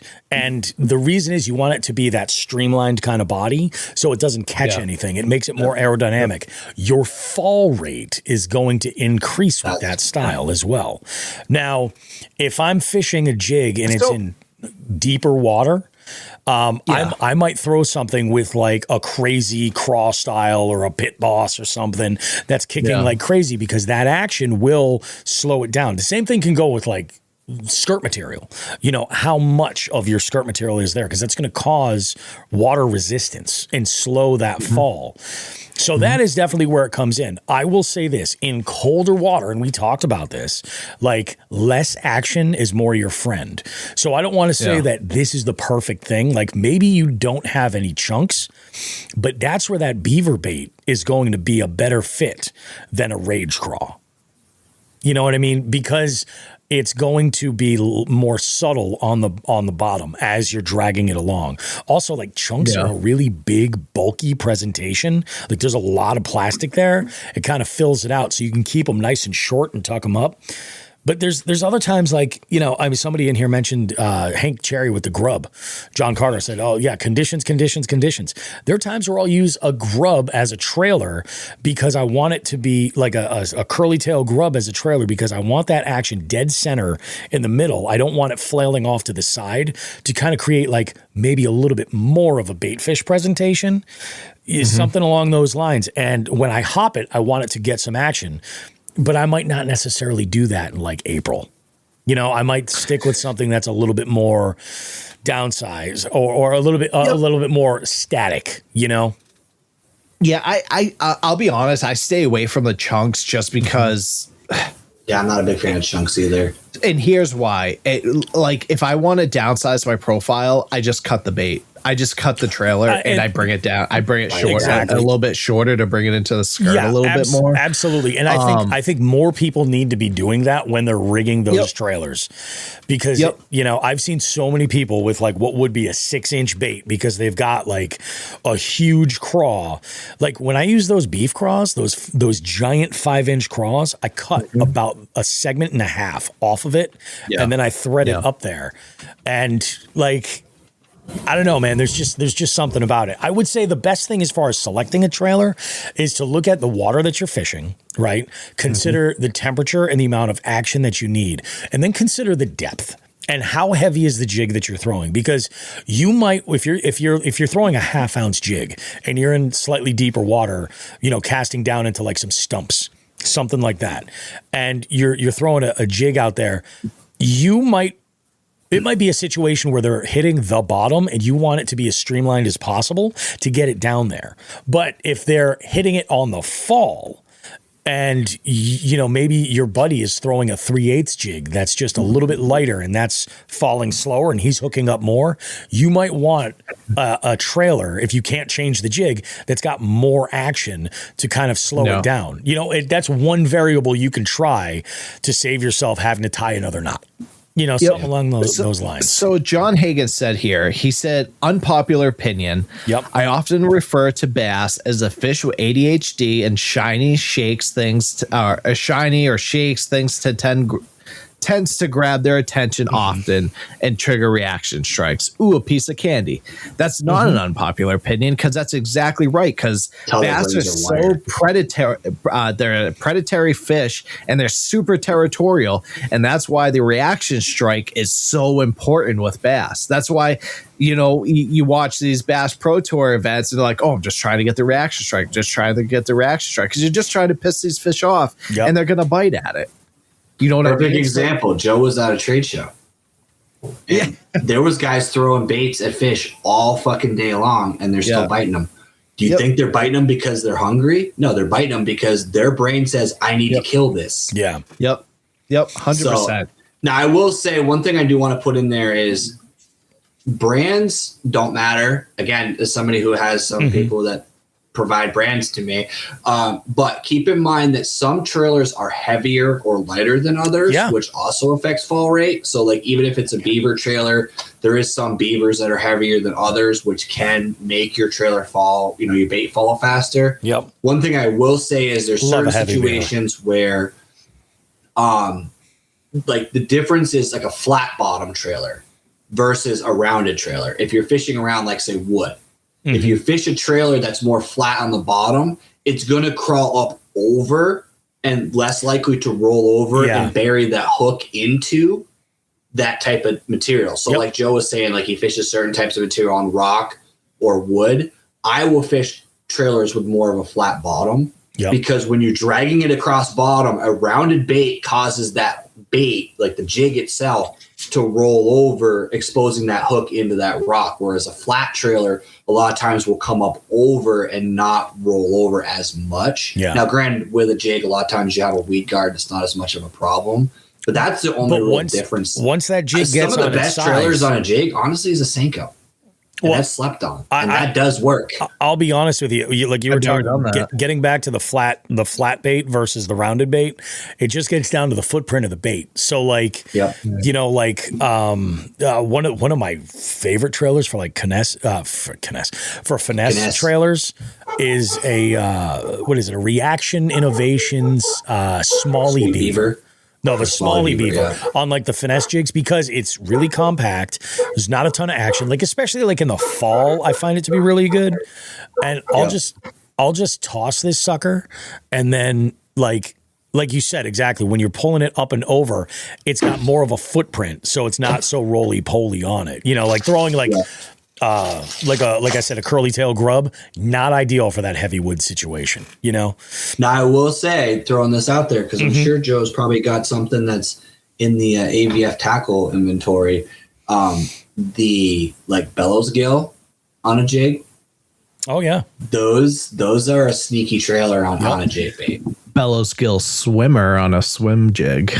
Yep. Just saying, if you guys want to go check those out once the site goes live, I'm sure he's going to have some of those available. Those are actually a really sneaky jig trailer. Yeah. I use those a lot. Oh, 100%. And actually a great choice if you're rigging it Texas rigged and you're throwing it to heavier cover as well. Yeah, absolutely. And it also helps you skip a lot better. It's a sneaky, like if you have, because of the weight of that bait and the shape of that bait, if you're trying to skip it up underneath like laydowns or docks, that helps it actually skip a lot better. I would like to get back to like what Eli's question is. I would say, like, Eli, don't worry about like, oh, I don't have a chunk maybe in this color that complements the conditions I'm throwing or something like that.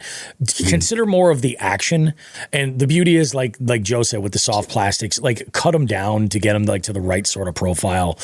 I don't think that you need every trailer under the sun. I think that it helps to have something that's really active, something that's really kind of inactive, and then it's something within that same range that's like bulky and something that's a little bit smaller. And for the most part, you can get it done with that. As for colors, black is always great on every single Don't be jig. afraid to contrast either. Like if you got a green pumpkin, put a black trailer. It does work. Mess around with that. Sometimes you can get really cute. I know plenty of people that feel like when they have a specific watercolor or clarity that this color performs well. And whatever you got to do, like go get cute with it, mix it up, But I think that is a fantastic question right there. Let's dive into, we have one more to go. And this one's from Brandon. And I think this one's pretty good. Yeah, here we go. Here. Bobby.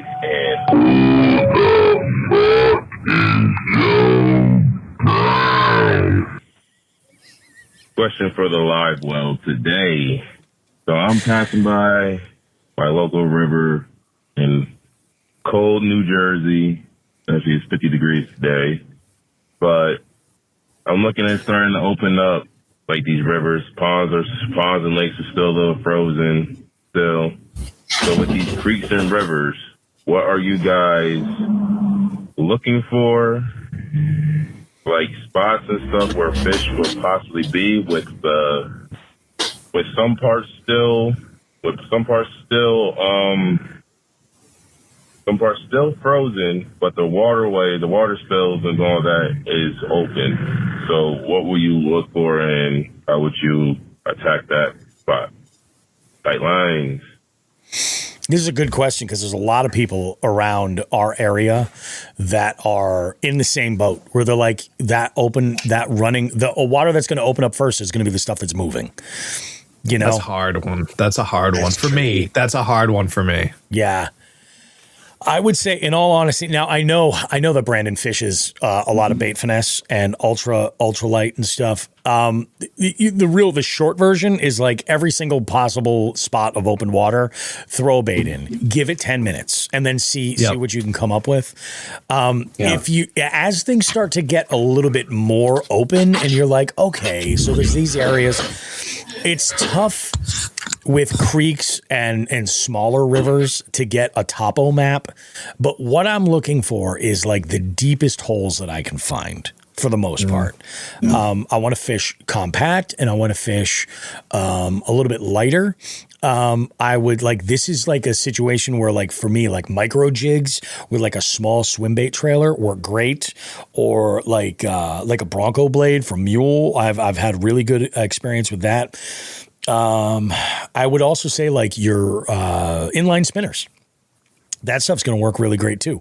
And what you want to do is find the deepest access, like the deepest holes that you can find, because generally you're going to find fish in and around those areas.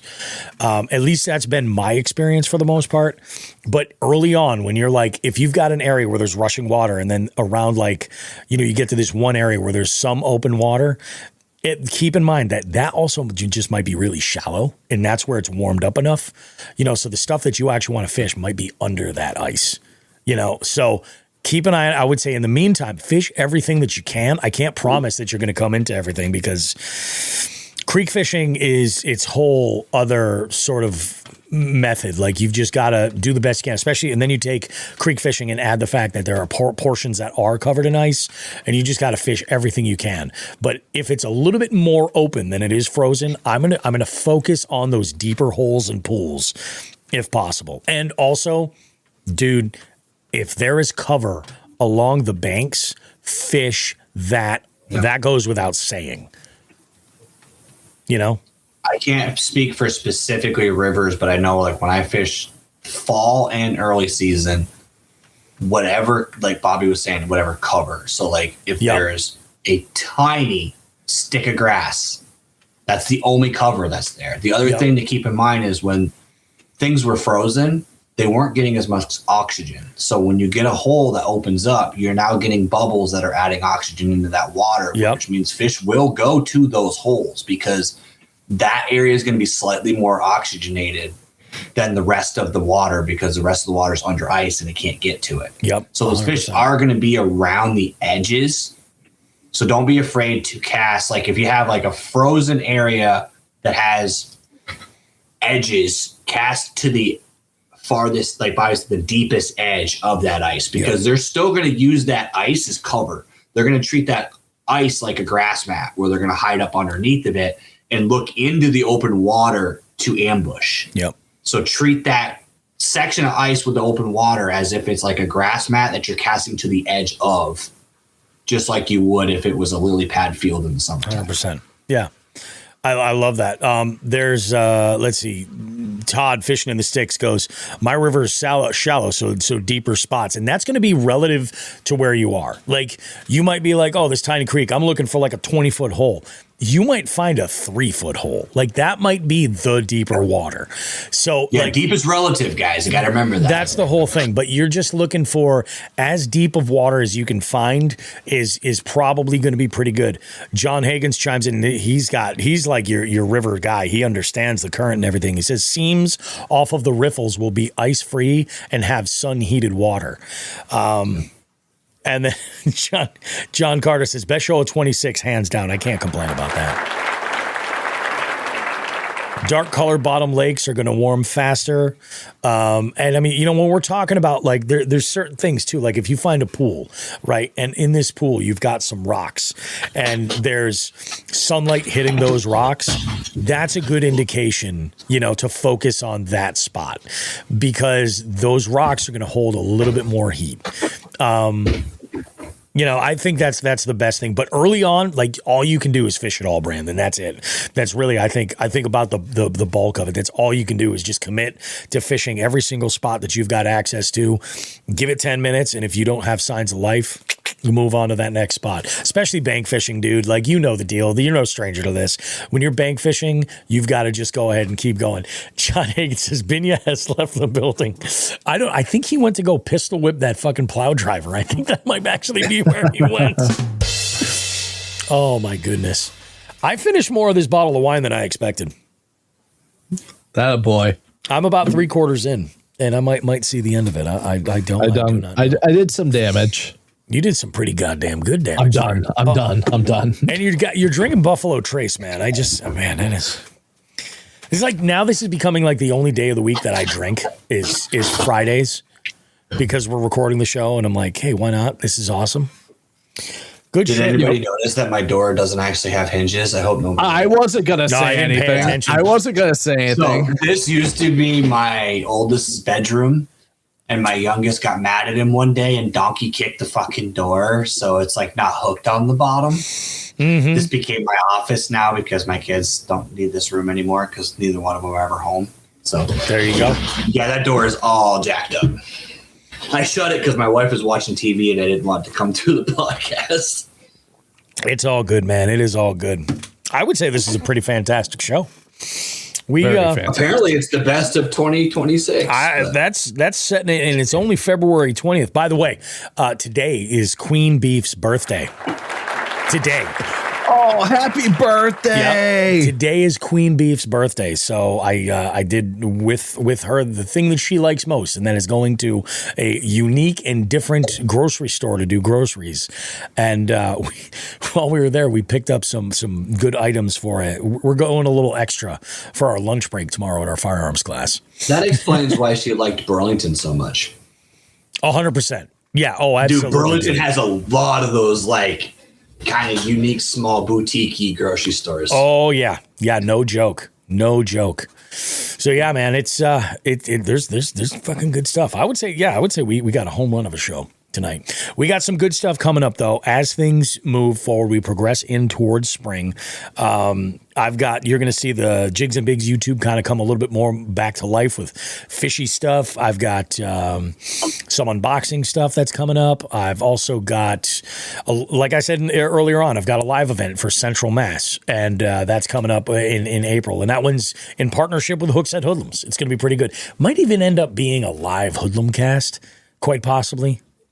Depending on how it goes, it might be something else. By the way, while I'm on the subject of Hoodlumcast, Joe, you were on an episode, but you were not. You were not. That episode was great and full of information, and it was. But I will say it was the Hoodlumcast spelling bee that blew me away. Did you guys watch this? Yeah, dude, it was good.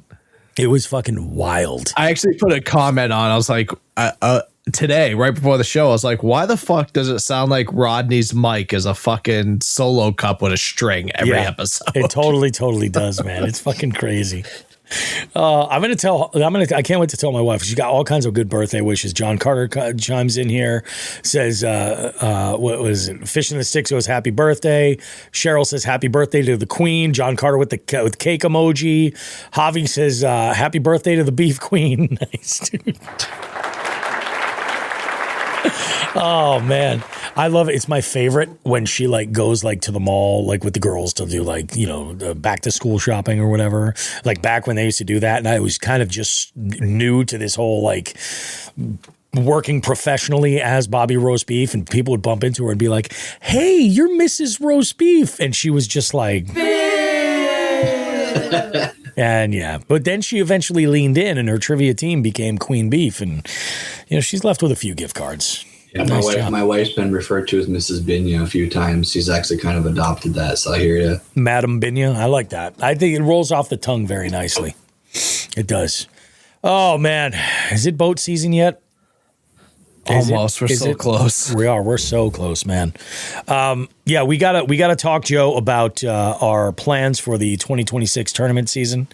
Yes. Especially like if we're gonna even if we just pick a month and we're like, you know what, I got plenty of time here. Let's go ahead and do it. Team Jigs and Bigs has to come in and fucking. We have to bring the A game shit talking. I think it'll be fun. And I'm already, by the way, devising a pie chart of how I'm going to focus my day and locations for the multi-species scavenger hunt championship. God help me if I'm the only one, if that's the only way I can win this is by being the only person who enters. John Higgins would never let me have that. He would never. He won't know. He'll be like, I quit my job to fish for these 48 hours, son. He's like, I'm willing to bet you John is the tournaments are all available March 1st. I bet John's in March 1st. I'll bet you. Yeah, I'll bet you he's in probably March 1st. Probably. It's gonna be good, man. It is going to be so good. Oh, all right, folks. Let's go ahead and wrap this sucker up. We've been yammering. We're stepping into Hoodlum Cast and Bass and Brews territory with as much as off the rails as we've gone. But, folks, thank you for checking out the podcast. I hope you enjoyed it. A reminder, ratings and reviews go a long way. So whatever podcast platform you're on, if there's a way for you to rate or review us, please go ahead and do that. That'll help out. And if they don't allow you to, hey, open up Apple Podcasts or open up Spotify and just go ahead and give us a rating or review on those platforms. Trust me, it goes a long way. John Carter says, when is Jigs and Bigs going ice fishing? I mean, Binya, honorary director of Jigs and Bigs, will be on the ice tomorrow morning at 5 a.m., but I don't think Bobby will be. I will not. No, because I've got prior plans. Oh yeah, the Springfield Sportsman Show is this weekend as well. I'm gonna take a walk through. I think I'd like to on Saturday. My Saturday night actually opened up pretty good. I was supposed to record a segment. It would have been the guest segment for this week. I might Saturday night take a walk through and check that out. But yeah, Jigs and Bigs. Jigs and Bigs on ice. I don't know. Maybe we could squeeze an outing in this year. It's not for lucky trying, guys. I've literally you're gonna have a few times. Yeah, you're gonna have ice until like Memorial Day. So like July. Yeah, it'll be Independence Day. We got 14 to 16 inches on Champlain. Actually froze solid for the first time since 2019. What? Dude, it's been a thing. Like the news station here has been flying a fucking drone over the lake every single day and putting a Facebook post up being like, oh, we're 88%. Oh, we're 92%. Like they're literally tracking the progress. Because it hasn't actually froze solid since 2019, and this is the first year it's done it. No shit. And so I just want to clarify, when you say solid, you mean 100% of the surface? Literally 100% completely surface covered. Now, to be fair, and for those who ice fish, and I have to throw this out there with a safety hat, covered doesn't mean safe. Yeah. Covered means it is frozen, but in some places that was an inch or two. Oh, yeah. Yeah, absolutely. But the whole and Champlain is huge. So, like, the fact that it was actually completely iced over is. But, yeah, like Crown Point Branch has 14 inches of ice. That's crazy. John Carter saying 14 inches in Central Mass. I don't know. It's possible you might see me out there. It's weird though, man. We've been getting these 40-degree days, and I'm like, I've got boat fever. Like as soon as I'm able to get that cover off the boat and get everything ready to rock, we're in business. In fact, I need to get my boat up to Hanks for a little bit of maintenance before the season kicks off. That would be ideal. That would definitely be ideal. Yeah, and then John Hagan says, "Oh yeah, we had somebody go through the ice on Buckeye Lake 2 nights ago. So that's a piece of shit. That sucks. It happens.